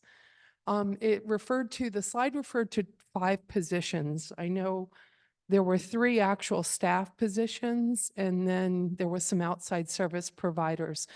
Are there going to be 5 staff positions for this program? And are you bringing kids in? Is it going to still be at Vilas? And are you bringing kids in from the other towns in order to move that into method 6? Any response? Yeah. So the focus program is a district-wide program and benefits the district. It is not designed specifically for Vilas. So that is why it was moved into method 6. And then the positions, there were staffing and para and behavior. A behavior service BCBAs, I believe. provider, that's not an actual staff position, correct? I'm sorry? No, they were. Please restrict dialogue. Oh, I'm sorry. Please restrict your dialogue in having a discussion with. Okay, so, all right, that's fine. So Thank you. there were 5 positions that were funded through ESSER, positions, not contracted services, that are being moved over into the general fund. Yeah, the behavioral assistant, yeah. So Okay. there are 2 paras, 1 teacher, and 2 behavioral assistants. Those were all funded through ESSER, and those have been moved into the general fund. And again, this is a district-wide program. It is not just for Vilas. Right, that's, I just wanted to confirm it was district-wide. Thank you. And then my second question is about the LEAP program. When was that started, and how long has Walpole been funding that for the 5 towns? So that's a question that was posed earlier, and we're going to have to look into that. Lori was not here when it was first started. So we'll post that question and answer on the district website. Okay, thank you. You have roughly 1 3/4 minutes left. Do you want to continue to use your time? Thank you. Article 1 is properly before you. Will you discuss it?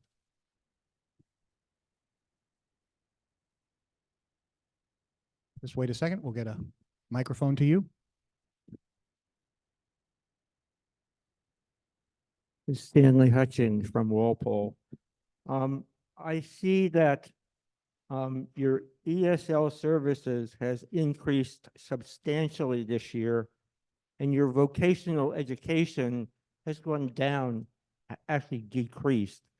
Is there something going on in the schools that we need that much more ESL? And isn't vocational education important? And shouldn't we keep it steady or even increase it? So I would ask that Kristen Wilson speak to the ESL changes, as she did a presentation to the school board regarding those needs. Right behind you, Kristen. Oh, there you go. Hi, so our ESL population has closer. There you go. That's it. Get right up there. Good evening. Our ESL population has increased significantly in the last several years. Our population has actually more than doubled in the last one school year. We have a number of students that have moved into us that are what are considered newcomers, and that means that they have very limited English proficiency. Our ESL students are required to have a specific amount of instruction per day and then over the course of a week. And you can't instruct students at different grade levels with each other and at different proficiency levels with each other. And because of the number of students that we have across the district, we only have one ESL teacher right now, and we are not able to comply with federal regulations with only one teacher. So we have to bring in a second teacher in order to comply with those federal regulations. Other questions for me? No, well, I'll ask for questions and comments, please. Okay. Thank you. Do you have Kristen. other questions for me? Not right now. Thank you. Sir, you have roughly 2.5 minutes on your time. Would you like to use it?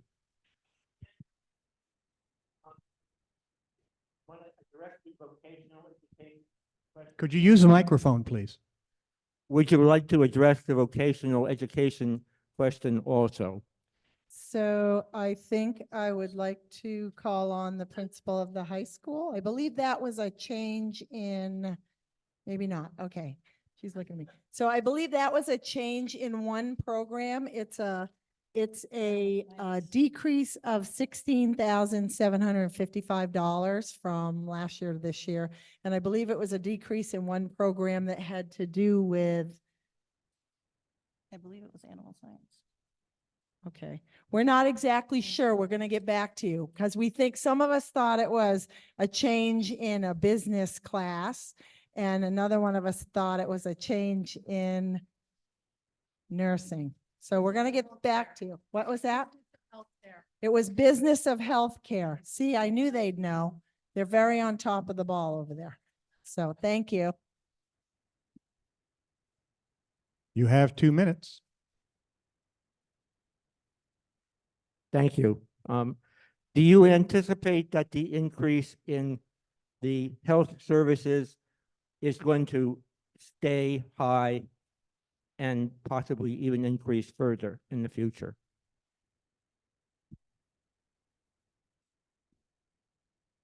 I think that probably that would be a great question to perhaps pose to Zandra, maybe? I'm not sure. A lot of what I believe a lot of those positions are the result of an uptick in needs, specifically behavioral, social, emotional, learning loss due to the 2 years of COVID disruption. We would hope, and I think probably the superintendent may have something to say as well, we would hope as a school board that as the students start making gains in those areas, that we could perhaps look at, lowering the need for some of those specialized positions. Those always ebb and flow depending on, your student population, because they're all individual, right? So some students can grow out of those need for specialized additional instruction in the areas of like speech, language, pathology, therapies, and all of those. Those all sit in that same line. Yes, yes, and I'll follow up to add to that. So the functions such as ESL services or speech pathologists, things like that, we're really building a system according to student need. So our intention is to provide rigorous early elementary education, to really identify students, get them the services and supports that they need early on, because it'll be cheaper for remediation than tackling it early on than waiting for it to exacerbate over time. So that's just in response to, again, the population that we have. We educate the students as they come, and we build to the need to make sure that we can provide them with an equitable and quality education. You have a little less than 2 minutes. Thank you. Article 1 is properly before you. Will you discuss it?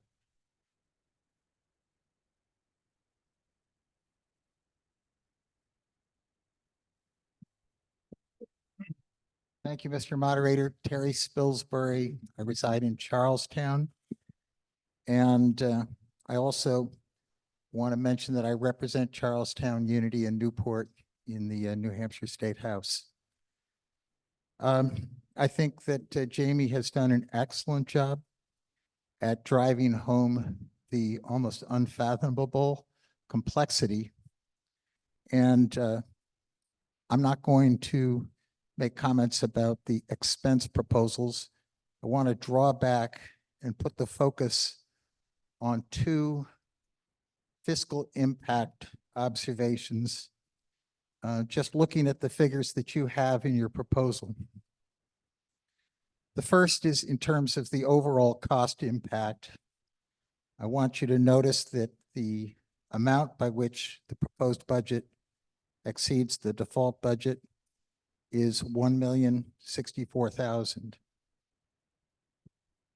And I want you to look on the second to last page at the spreadsheet and notice that the figure that's relevant is on the operating budget line, $36,656,000. What you don't see, and I'm not in any way suggesting this is improper, but if you look down below that, you see blank spaces next to building improvements and transfer to capital reserve, because those aren't known yet, but you have warrant articles in front of you, which presumably will be approved. And that includes a transfer to capital reserve if there's surplus at the end of the year. So to make an apples to apples comparison against FY 21, 22, 23, and 24, you need to at least understand in your own mind that the fill in the blank figure is likely to be $477,400 for the building improvements and another $250,000 for the transfer to capital reserve, adding another $727,400 and bringing the total on the total budget line to $37,384,000, nearly $37.4 million, about $1.5 million higher. So this method is fine. I'm not challenging it, but I want you to understand that the actual fiscal impact is an increase in total spending of nearly 1.5 million. Second, what's the tax impact? Your property tax is made up of your municipal, your county, your local ed, and your state ed. The average tax this year in the state of New Hampshire from 234 municipalities. Representative Spilsbury, your time has expired. May I ask for 1 minute? Okay. 18.96 mils. Charlestown's education rate at 20.93 exceeds by $2 the average total tax in New Hampshire. The average Local ed tax in New Hampshire is just over 10 mils. Charlestown's impact is greater than other towns generally also. Property poor, let's face it. $2.45 projected increase would represent a 12% increase on top of the current 20.93. Charlestown already has the second highest property tax in the state of New Hampshire, second highest local ed rate, and this will increase it by 12%. I'm doing everything I can in Concord to try and bring further aid. I'm sitting on an education funding subcommittee. Representative Spilsbury, your Thank time you. has expired.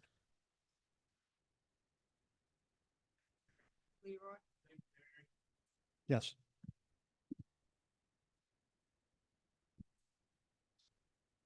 Thank you, Representative Spilsbury, for all your hard work in Concord. It's not easy.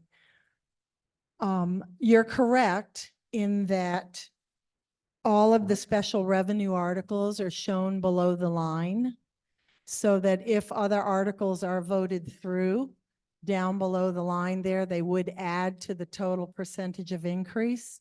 But it's also important to note that for any building improvements that are voted as special revenue articles down there within this budget cycle would also have offsetting revenues that would not affect the assessments.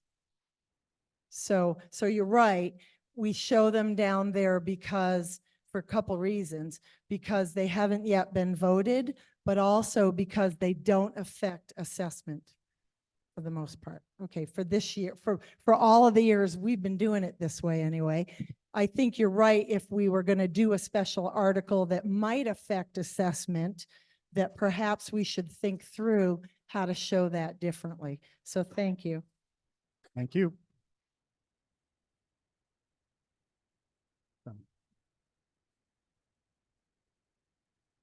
Over here, please. Yeah, okay, here it comes.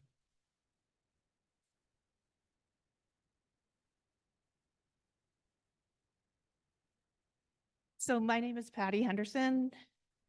Closer. Yeah, right up close. Just My name is Patty Henderson and I'm from Charlestown, but I'm also the school nurse here at the high school. And with all this discussion regarding the health services budget line, I just want everyone to be enlightened as to exactly what has happened with the nurses who were the original ones that made up the budget line. We did, 3 years ago, there was a nurse hired for the district through the ESSER funds, unfortunately. She's worked for the district for 3 years. Her name is Michelle Hall, and she's an LPN, and she's been working with me here at the high school this year. But she also helps in the school-wide district. She has been a nurse for 16 years. She's also an EMT for 6 years. So we were told her position was being cut this year. So even though the health services line went up, the nurses went down. So I just need you all to be aware of that. At the high school level here, we have at least 500 kids in the high school alone. Plus, we also cover the early learning center with the average of 17 to 20 children at any time. And, here at the high school, we have services, we have skilled services for students with special needs. 2 of them are in wheelchairs. 2 of them have tube feedings. I have students in the ELC, the early learning center, the 3-year-olds. There's one that has seizures. And also in the skills center, I have 2 students with seizures. And just alone today, I was there 5 times, for seizures. So I get pulled from my office quite often. Having that additional nurse is very profitable to me and the district. She fills in when I'm not available. I have plenty of meetings throughout the week.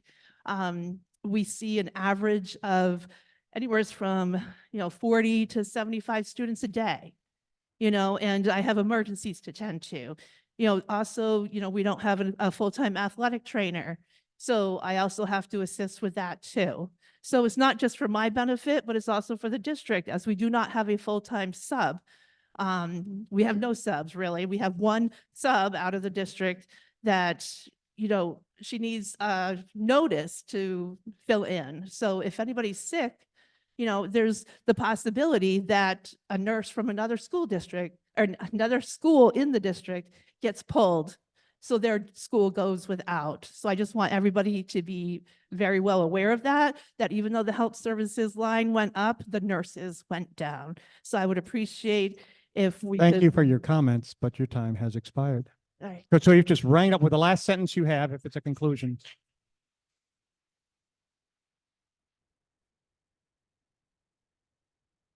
I would appreciate if we don't engage in applause or boos or waving signs or anything like that. We're going to respect everybody's point of view as much as possible here without an assumption that any point of view is superior to any other one and related to this discussion.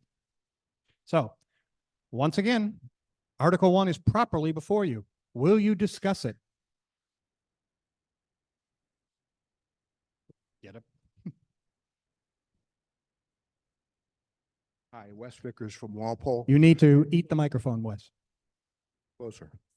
Hi, Wes Vickers from There we go. Walpole. I just have a follow-up question to Cheryl Mayberry's question regarding the LEAP program and the error in the $268,000 a year being funded by Walpole. So is that, and you said you're going to look into it. So you could conceivably, if it's been going on for 4 years, we could have $1 million funding error. Is Walpole potentially going to get credit or an adjustment in the budget? That's it. Response? Thanks for your question, Wes. It's my tax rate too. So we will look into it. As I mentioned, the current business administrator has not been here, over all those years. And so we haven't had a chance to go back and see exactly where the lines had been funded to in prior years since its inception. But we will be investigating that to answer your question. In the state of New Hampshire, once a budget year is closed, it's closed. And so I do not foresee, unless my legal counsel wants to tell me otherwise, I do not foresee that any errors in prior fiscal years would result in credits. Usually once a budget cycle in the state of New Hampshire is closed, it's closed. Any comments on that?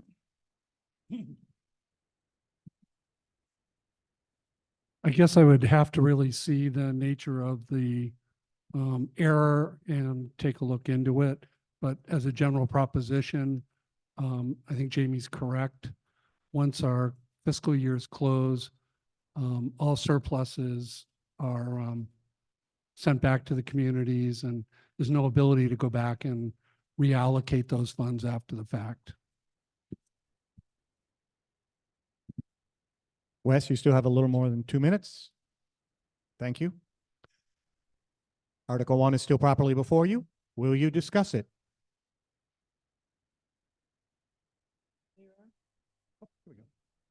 Could we look at moving the question? Did I do that wrong? And I'll need a motion identified by name and town. I'm new at this. Jamie Teague, Walpole. Could I make a motion to move the question? You're asking me a question, or are you making the motion? I'm making a motion to move the question. Okay, I need a second. I need someone to stand and give me a name and. Okay.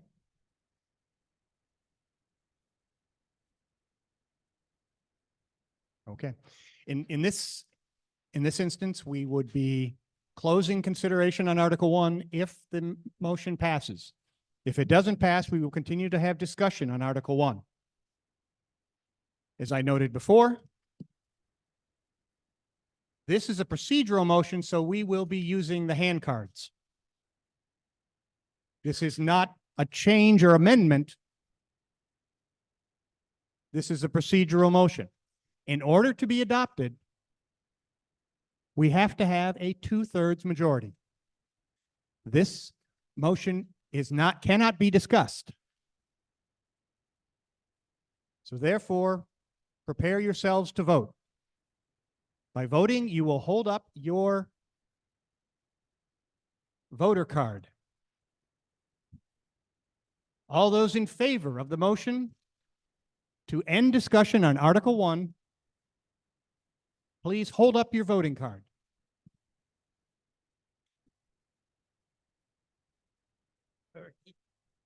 I'm going to take a wild guess on this one. Down cards, please. All those opposed to the motion to end discussion on Article 1, please raise your voting cards.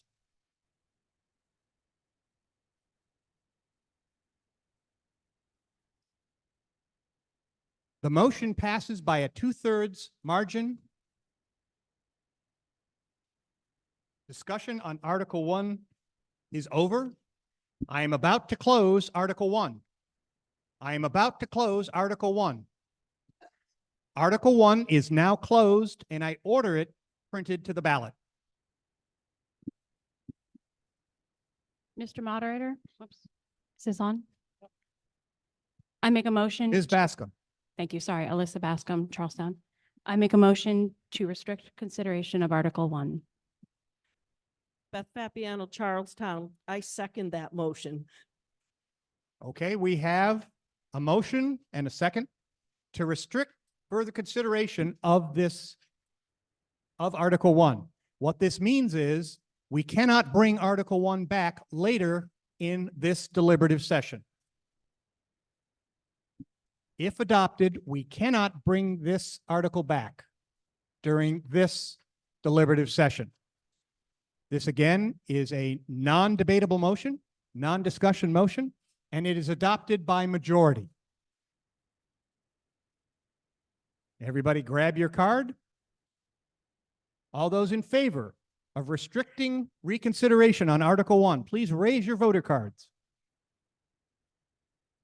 And down hands. All those opposed. The motion passes by a majority, and I so declare it.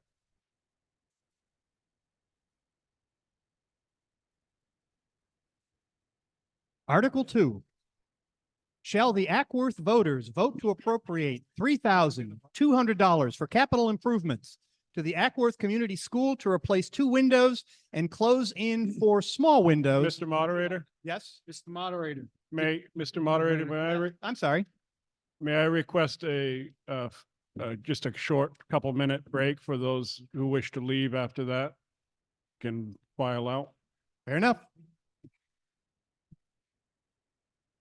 I call a 10-minute recess. 10? No, 5. not 10. 5 minutes? Okay, I guess the consensus is we can get by with 5. Run my clock.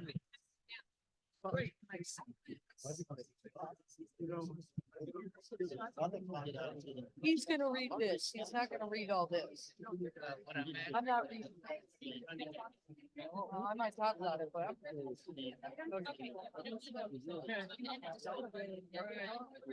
want any illegal information.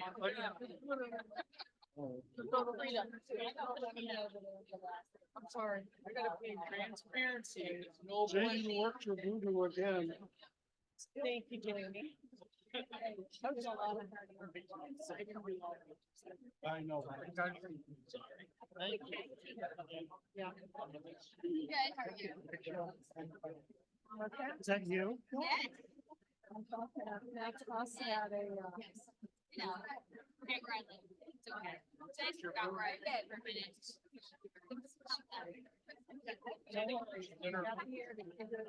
I think everybody laughed. No, I intended. some levity to the conversation.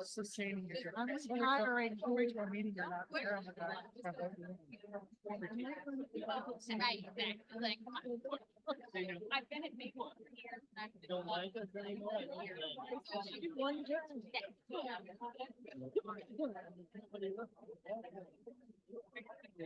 And I want to be on the. Yeah, that was me and my husband at a 60th birthday party. For. Yeah, we can do that. So, it'll be good. I don't even know what time it is. Birthday party in April last year. Yes, but it's. It was 20s. My 60th is coming up. It is, if you need mine too.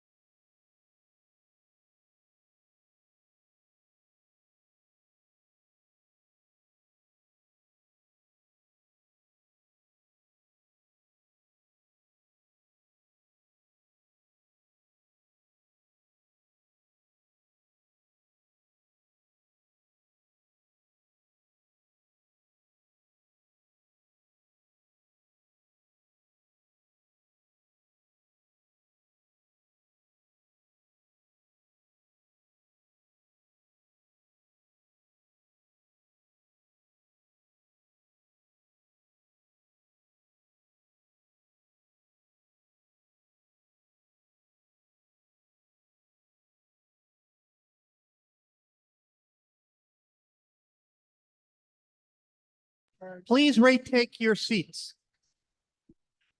we're going to move forward with consideration of Article 2. Sit down, Mrs. Houghton. Hey, hey, ho, ho. Sit down, Mrs. Houghton. Did they just? Please take your seat and silence your phone.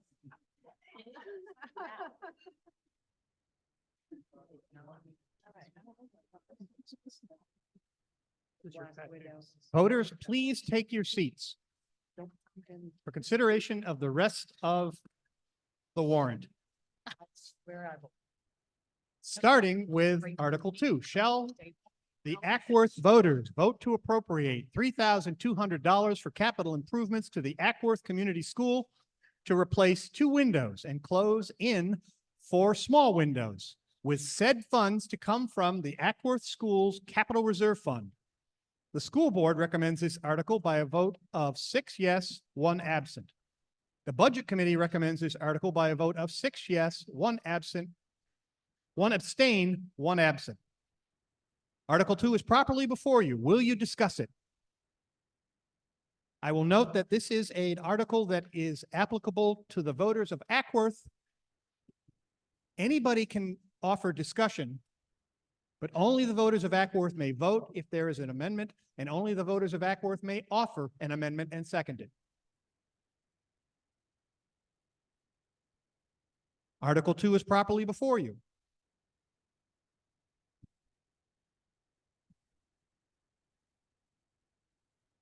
Seeing no one seeking recognition, I'm about to close Article 2. I'm about to close Article 2. Article 2 is now closed, and I order it printed to the ballot. Article 3. Shall the Alstead voters vote to appropriate $36,200 for capital improvements to the Alstead Elementary for asbestos abatement and Vilas Middle Schools to repair outside gym stairs and replace library carpet, with said funds to come from the Alstead Schools Capital Reserve Fund. Once again, this is a town-specific article. Anyone may offer discussion, but only the voters of Alstead may offer an amendment and vote on that amendment. Article 3 is properly before you. Will you discuss it? Will you discuss it? Seeing no one move to seek recognition, I'm about to close Article 3. I'm about to close Article 3. Article 3 is now closed, and I order it printed to the ballot. Excuse me, I'm going to reopen that again because I forgot to read that the school board recommends this article by a vote of 6 yes, 1 absent. The Budget Committee recommends this article by a vote of 7 yes, 1 absent. Are you seeking recognition? No, okay. Now we'll try that again. I'm about to close Article 3. I hereby close Article 3 and I order it printed to the ballot. Article 4.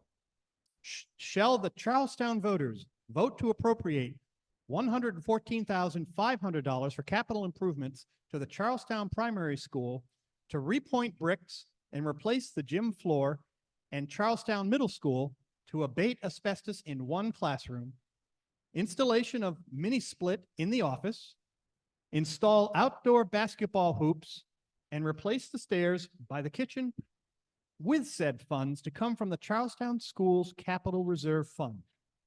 The school board recommends this article by a vote of 6 yes, 1 absent. The Budget Committee recommends this article by a vote of 7 yes, 1 absent. Article 4 is now properly before you. Again, I will note that this article applies to the voters of Charlestown. Any voter may offer comment, but only the voters of Charlestown may make an amendment or vote on that amendment.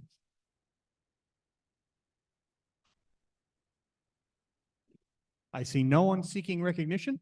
Oh, yes, I do see someone seeking recognition. Let's wait until we get you a microphone, Patty.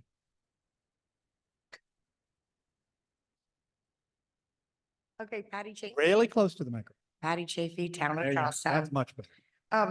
Is there an itemized list or pricing for each of these? I'm just curious Would about you- the outdoor basketball courts. Yes, I got your answer. Okay, Ready? yep. Asbestos in one room, 24,000. Install mini splits in the office, 10,000. Install basketball hoops, which were already purchased, by the way, and will level the back parking lot at 23,000. Replace the stairs by the kitchen in the back parking lot, 6,500.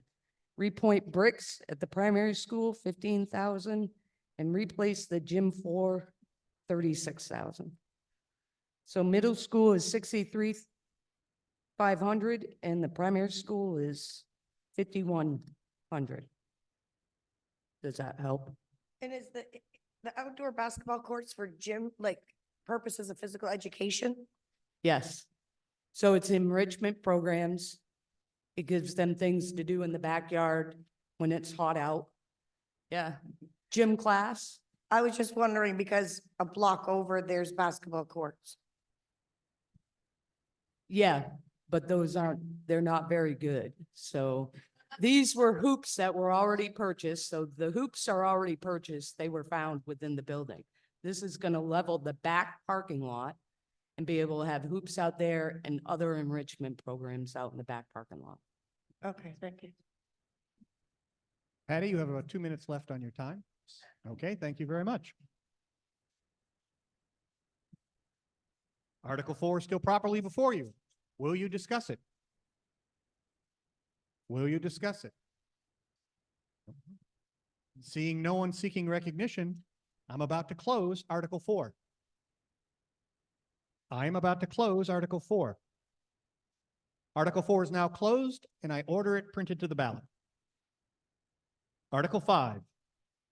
Shall the Walpole voters vote to appropriate $92,000 for capital improvements to the North Walpole School and the Walpole Elementary and Primary Schools to abate asbestos in one classroom in each building and installation of a walk-in freezer in Walpole Elementary School, with said funds to come from the Walpole School Capital Reserve Fund. The school board recommends this article by a vote of 6 yes, 1 absent. The Budget Committee recommends this article by a vote of 7 yes, 1 absent. Once again, this is a town-specific article. Any voter may offer comments or ask questions, but only Walpole voters may propose an amendment and vote on that amendment. Article 5 is properly before you. Will you discuss it? Just a second, Tom. Let's get you a microphone. Everybody else has to use it. Okay. The North Walpole School, last year it was mentioned that there was a possibility at some point of closing it. I know I spoke to you, Steve, about this, but how close? I mean, last I heard there were empty classrooms down at the Walpole Primary School. I don't know if that's still true, but last year it was indicated that it costs the Fall Mountain District about double per student than the Keene District. And the main cause of that was that we were overburdened with buildings. So are we still thinking of closing the North Walpole School? Response. If you don't mind, I can take a first crack at it, Chairman. Absolutely. Sir, my understanding is that with the success that happened with CMS, some of the savings that we're seeing there, that Walpole is going to, approach that same concept and look into what the savings would be. To your point, there's been a demonstrated overage in terms of building costs that Dr. Spence has also identified. In order to close those schools relative to bonds and things like that, there are certain considerations. And in order for us to justify that proposition to the voters, there needs to be real numbers attached to that. That being said, in the interim, it's still an asset that we have to maintain. So it's, I don't want to mislead you in my answer, but my understanding is it's a moving target. The concept was to be transparent, that it's being considered, but until we have facts and a proper way to demonstrate to the community that learning would not suffer, that there would be a fiscal incentive to do this, that at this time, there's no prudent action or suggestion at this point. Thank you. You have about 2 minutes left. I think I'm good. Thank you. Yes. Hello, Jared Walters, Walpole. I was just curious, it says one classroom in each building needs to be cleaned out. Is there more than one classroom that needs to be cleaned? Like how many classrooms has this in our Walpole schools? I believe that there is a schedule through the facilities department where they have identified the affected rooms, and in terms of budgeting relative to, and also with safety considerations, the prudent thing to do was to do one room at a time. I'm not an asbestos abatement specialist, but that's my understanding. Again, though, I think all of that is public information. So if there is a specific question that you'd like the board to address in terms of location and timing, we can do that as well. Ms. Teague. All of the schools also have what they call an AHERA, AHERA, an AHERA report. And I'm pretty sure that the director of maintenance has a copy of all the AHERA reports as well. So within those reports, it tells you throughout every building in the district where the asbestos is. So those are available. They're public documents. You have a little more than 2.5 minutes left. Thank you. I'll definitely look into that. And I kind of thought that would have been long gone by now. Thank you. Thank you. Article 5 is still properly before you. Will you discuss it?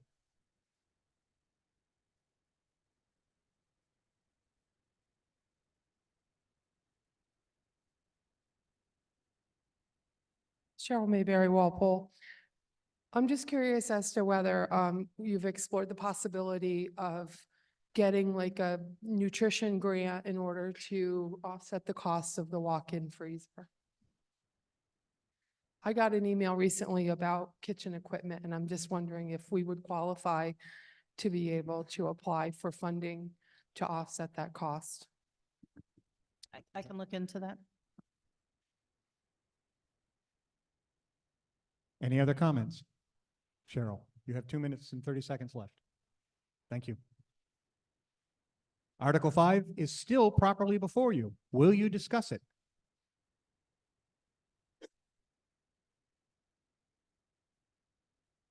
Seeing no one seeking recognition, I'm about to close Article 5. I'm about to close Article 5. Article 5 is now closed, and I order it printed to the ballot.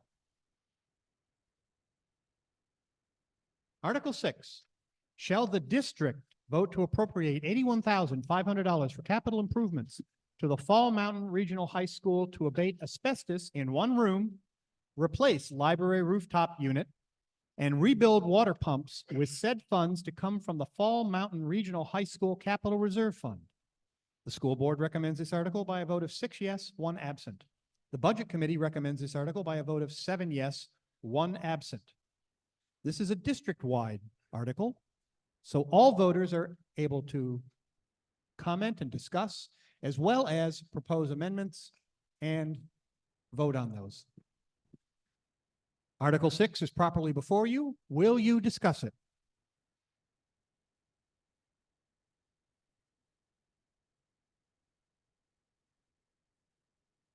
Seeing no one seek recognition, I'm about to close Article 6.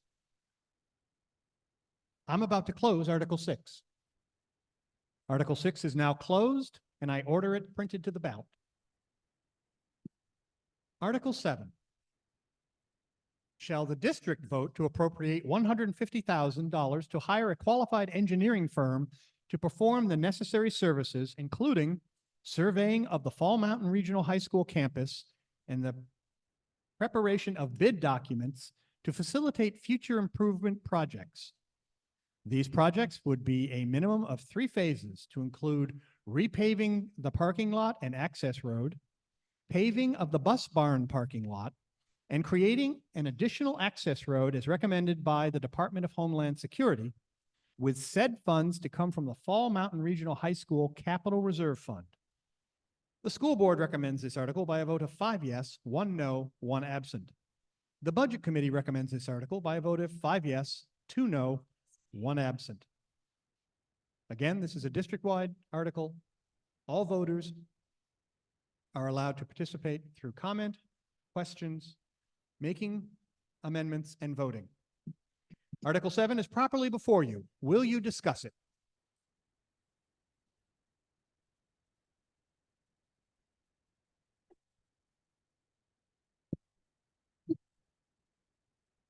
Tom Aldridge. I may be reading the information wrong, but the article reads differently than the information on the article. The information on the article says it's going to fund all these projects. I don't think that's possible. The 150,000 sounds like it's to hire an engineering firm. And then you read down to the information, it said this article will fund the capital projects. Okay. Can someone answer that? Response? Thank you for noticing that.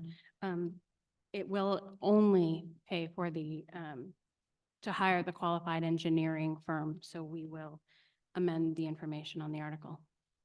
Okay, I figured that. The second part would be, why doesn't somebody up there or from the superintendent's office ask for individual bids? Why do we need to hire a firm to go get bids? Chairman, can I take a crack at that? Response, please. It's a relevant question, sir. As the daughter of a developer, I believe that the answer is unless we have proper parameters to seek those bids, the bidding process becomes kind of dead on arrival. There has to be some accountability measure for the district to hold and present those bids. So we need to know exactly what's entailed in the cost in that. And as much as we like to think we're smart people, we're limited. We're not engineers. So the impetus is there to, contract with people that have licenses for that and can speak to the fiscal responsibility of what they're going to propose. That would be my understanding of what we've discussed as a board. It just makes it sound like it's complicated. I mean, if I want my roof done, I'm going to get 3 bids. Why can't you folks do the same thing? Well, I think we're, yeah, go ahead. Yes, of course.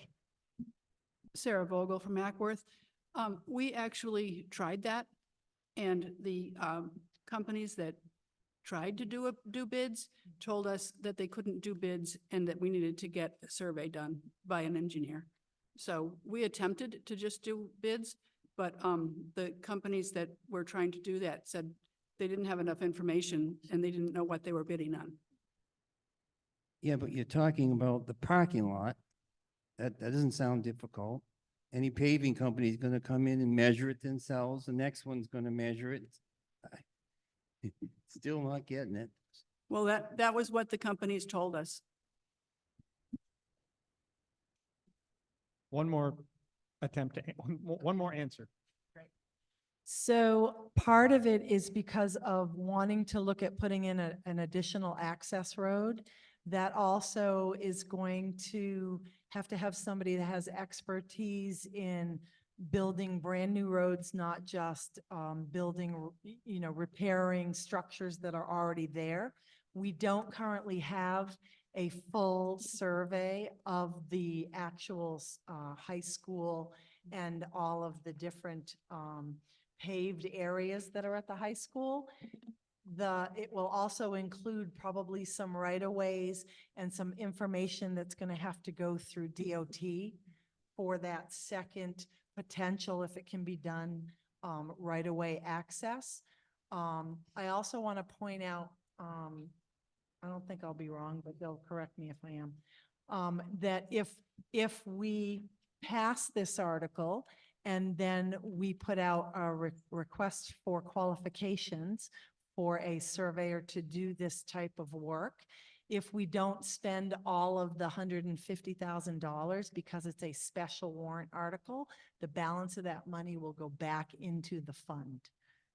Okay, hope that helps. Yeah, it did. When you tie in the road to it, it makes sense. You have about a minute and a half left. I'm good. Okay, thank you very much. Article 7 is still before you. Yes. Stan Hutchins, Walpole. When I see, the 5 yes, 2 no's, I always wonder why the no's voted no. Would you care to illuminate us?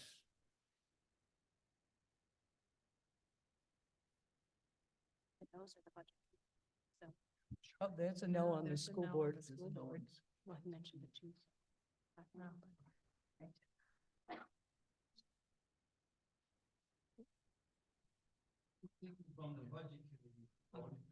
Yeah, we know. We know. There is no obligation that somebody has to answer that question. That's not a factual question related to the warrant article. It is just informing the public. So, I mean, I'll give a minute or two here to allow the, and some people have left, quite frankly. A couple people have left, so they might be represented in that no vote as well. So right now, we'll just give a moment or two to let the school board and the budget committee members just decide if they want to respond to that on their personal motivations for voting. We So- can answer why, but we don't know who, but I can answer why. At the time when it came up, there wasn't enough information presented to justify the 150,000. I don't believe that the board had yet, or the administration had yet gone out for quotes on these projects yet. And the 150 sounded like a ballpark number. And that's why some of the budget committee members voted no. Okay. I'll just step in because I was a school board member who voted no. I'm very uncomfortable with all 3 of these projects being lumped together in one lump sum.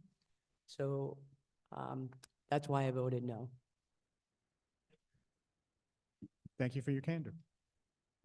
You have 2 minutes and 30 seconds on this point. Thank you. Article 7 is still properly before you. Will you discuss it? Okay. Albert St. Pierre, Charlestown. Sometimes the answer to the question is gained by looking back.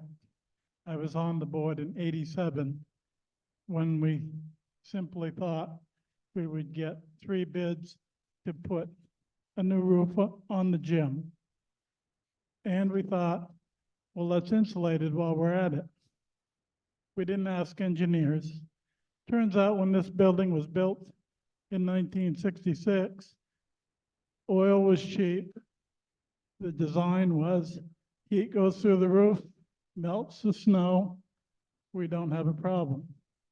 1987, the board asked, yeah, we'll get 3 bids. Let's insulate it while we're at it. Some of you might remember about 1992, I was still on the school board. This lobby out here, all that snow that we insulated slid onto this lobby, it crashed. Luckily, it was school vacation. No one was in the building. That's why if I were sitting up there, I would be asking an engineer to cover my butt. Thank you.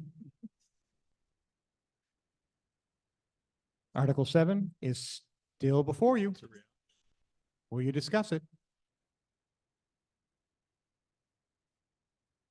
Seeing no one seeking recognition, I'm about to close Article 7. I'm about to close Article 7. Article 7 is closed and I order it printed to the ballot. Article 8. Shall the district vote to raise and appropriate up to $250,000 to be placed in the district's capital reserve funds with the breakdown as follows: 7.18% up to $17,951 to be added to the Ackworth Capital Reserve Fund. 13.94% up to $34,842 to be added to the Allsted Capital Reserve Fund. 45.09% up to $112,730 to be added to the Charlestown Capital Reserve Fund. 5.15% up to $12,868 to be added to the Langdon Capital Reserve Fund. 28.64% up to $71,609 to be added to the Walpole Capital Reserve Fund, with said funds to come solely from any year-end unassigned general fund balance. These funds are to be held by trustees of trust funds in the respective towns, and no withdrawals shall be made without consent of the voters. The school board recommends this article by a vote of 4 yes, 2 no, 1 absent. The Budget Committee recommends this article by a vote of 5 yes, 2 no, 1 absent. Once again, this is a general article. Everybody is eligible to participate. Article 8 is now properly before you. Will you discuss it?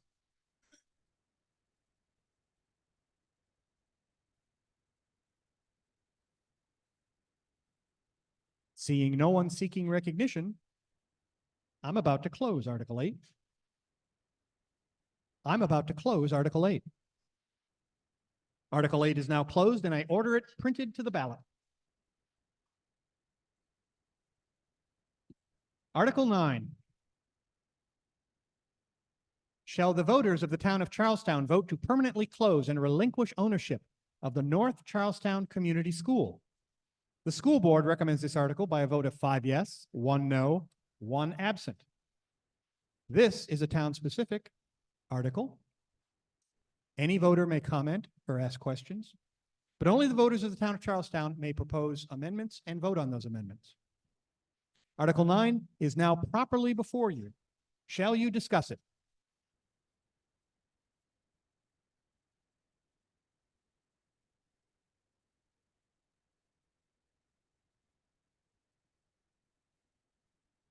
Wes Vickers, Walpole. First of all, I'd like to thank the administration and all the board members of both boards for all their work they've done on everything. And I've followed the project. They renovated the Charlestown Primary School in order to bring the children from Farwell down into the school. And everybody did a great job. A lot of community involvement. My question is, there was no warrant article on renovating the Charlestown School. There was also no public hearing. So how did that happen? Response.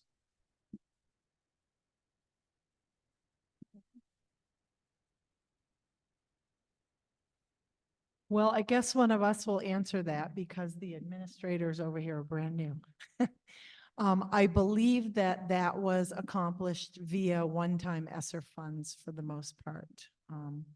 And through also budgeted maintenance dollars within the maintenance budget for, for items. Well, my question really wasn't where, that was going to be my second question. My first question is, who authorized it? My second question would be, where'd you get the money? If you're saying you got it from district ESSER funds to just benefit one school, that not transparent to me. I mean, I just sat in front of the board last year with 50 people from Walpole, and we had the money and wanted a teacher, and we told no discussion. Now you're saying that you renovated an entire school and took money to renovate it without a warrant article, without any public hearing? Doesn't sound right to me. I'm sorry, I don't believe that there was major renovation done. It was a matter of reorganizing how students were placed in schools. I believe you had hired Griffin Construction, an electrician, a plumbing company, and they were free? We'll get information for you on that. Yeah, I'm asking, where did it? We'll get information for you on that. Okay, I just think that it's sort of like the problem you had with the driveway I think there needs to be a little more transparency on what you're doing.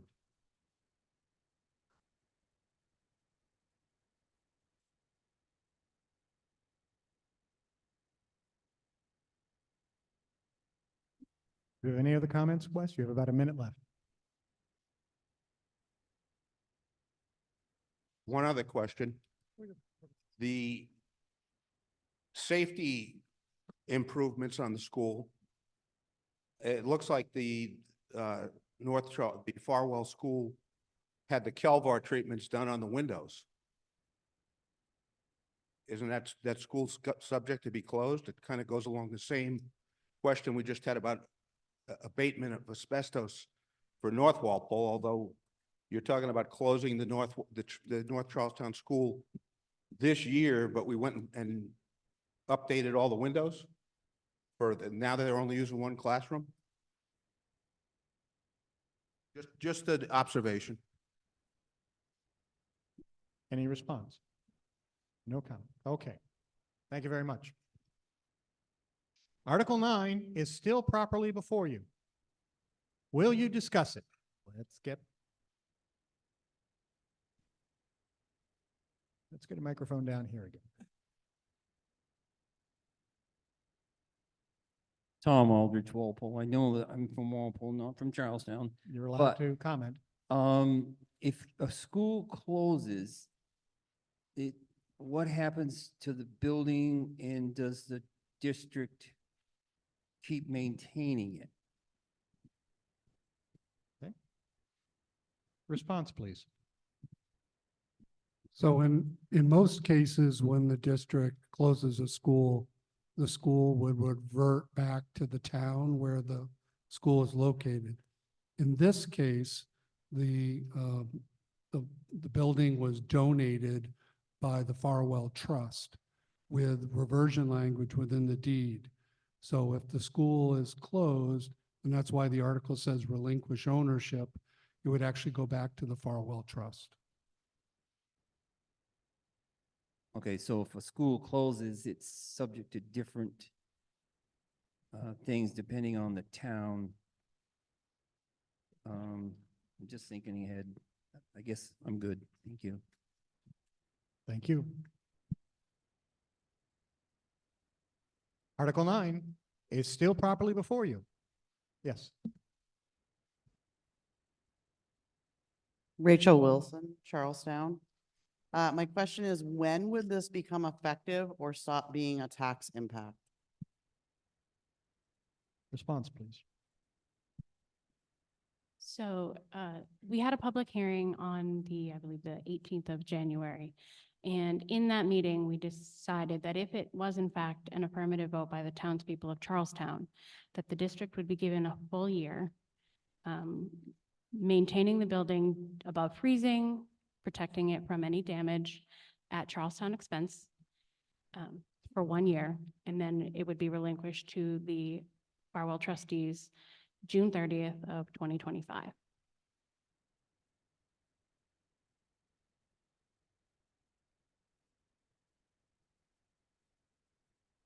Okay, thank you very much. Article 9 is still properly before you. Will you discuss it?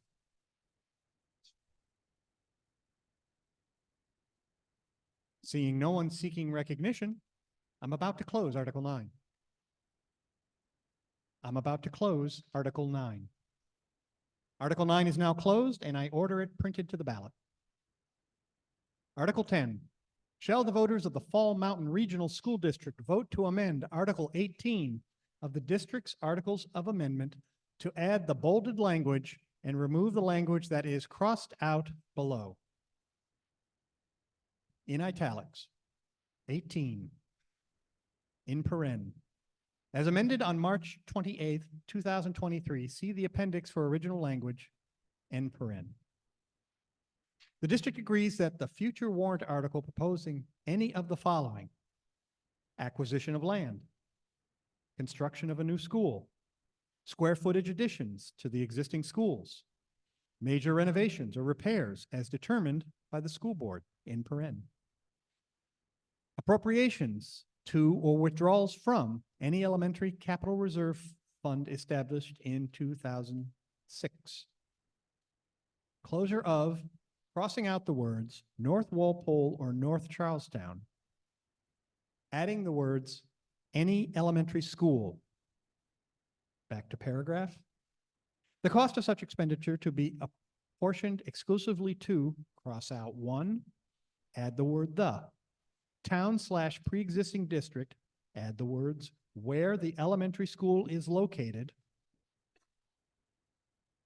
Back to italics, shall be passed or defeated on the basis of votes tallied only in the identified town/pre-existing district, with any appropriation for expenditures to be apportioned exclusively to any such town/pre-existing district. Any vote taken under such an article shall be considered a vote of the district, and any expense approved under such an article shall be considered an appropriation of the district in accordance with RSA 195:14 in paren sup. This article shall be null and void if the district subsequently changes the manner in which it apportions capital expenses in paren 2/3 majority vote required. The school board recommends this article by a vote of 6 yes, 1 absent. This is a district-wide article.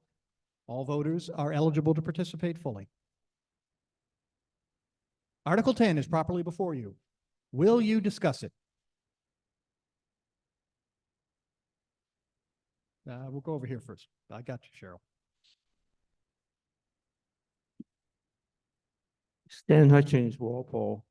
I believe this is a response to a question from last year, so I want to thank you for the language. Done? Thank you. Cheryl?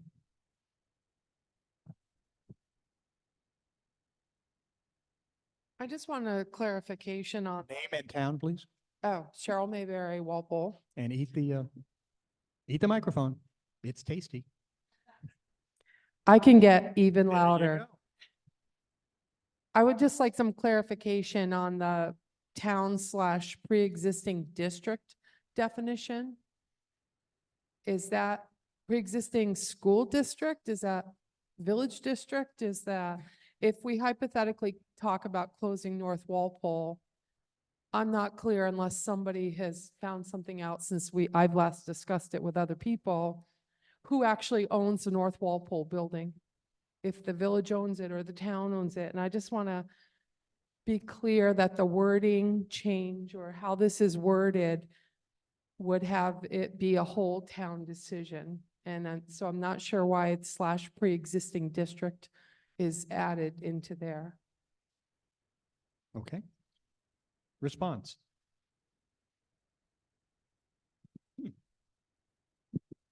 I think you're correct. I think the reference to district means pre-existing school district.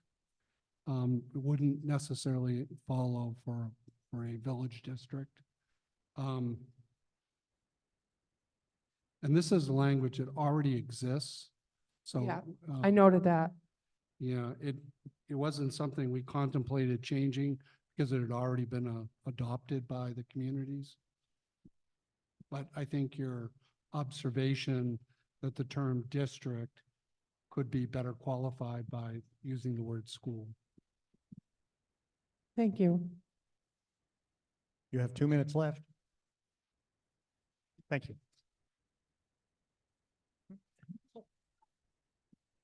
I think that's an important question that we will follow up on and get an answer about who owns, where that building came to the district from.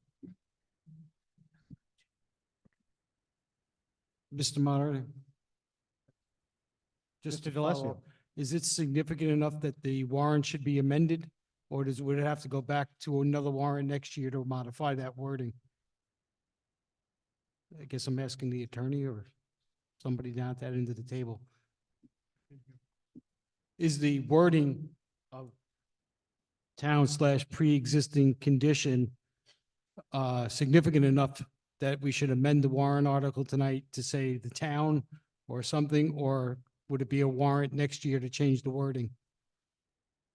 I think before we start changing the wording, I'd like to do some research on the issue of whether using the word school would be consistent with the history. Again, this is language that already exists. We weren't proposing to change it. So at this stage, I would, without further research, I would not want to make that amendment at this point. Thank you. Thank you. Okay, I need the microphone down here, please.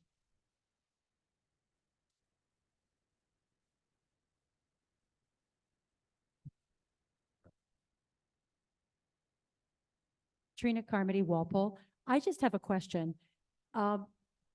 Let's say Langdon decides to close their little school.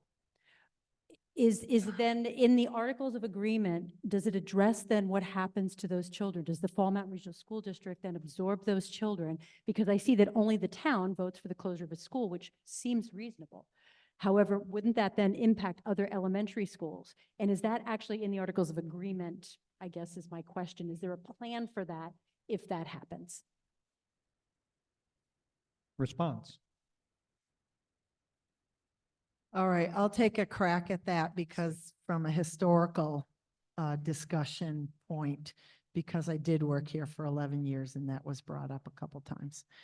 From a historical standpoint, when that was discussed for Ackworth and Sarah Porter during my tenure here, the discussion was that yes, those students, it's not in the articles anywhere what happens if one closes and where they don't have to go to a predetermined location. It was the understanding when the discussions were had at that point in time that they would most likely remain within our district, but that town could then have discussions on where they want to tuition their students to. But I don't believe, and I wish Steve Varone was here because he wrote those, and he would know the answer off the top of his head. So I believe that's my recollection, but we'll follow up on that one too. You have 2.5. Okay, thank you. Article 10 is still properly before you. Will you discuss it?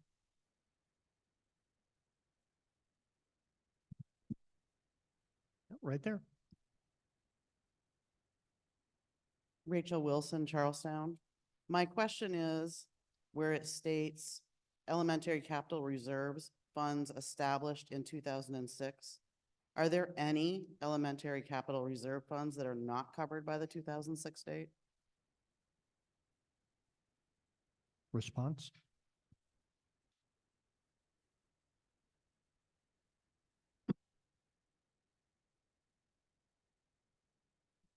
I'm sorry. No, they were all established. All the capital reserve funds were established, I believe, in the same year, Rachel. So I don't think there are any other ones that are in existence.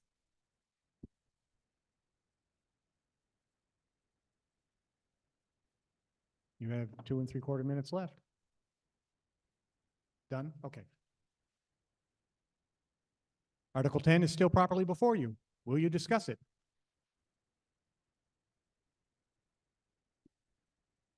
Seeing no one seek recognition, I'm about to close Article 10. I'm about to close Article 10. Article 10 is closed, and I order it printed to the ballot. With that, presuming there is no other lawful and appropriate business to bring before this deliberative session, I will entertain a motion to adjourn. So moved, Gabe St. Pierre. Mr. St. Pierre, and who was the second? Second, Thank you. Michael Aaron. Thank you, Ackworth. Michael. All those in favor, please say bye. Aye. I want to take just a moment here to thank some of the folks that have made this possible. The representative from Langdon's Finest. You didn't get to see him, but I got to see him, and he was here stationed in order for our protection. I want to thank all of the representatives of the checklist supervisors who came and did a lot of the administrative work tonight. I want to thank the administrative department here at the high school and the IT department for their tremendous work in setting up the infrastructure for this, as well as for the video conferencing that was possible for those who weren't able to attend tonight but still had an interest. If it were just me, this wouldn't get done. So it's a great team, and I thank everybody from the bottom of my heart. Thank you, Leroy, See for you all your on hard March work. 12th.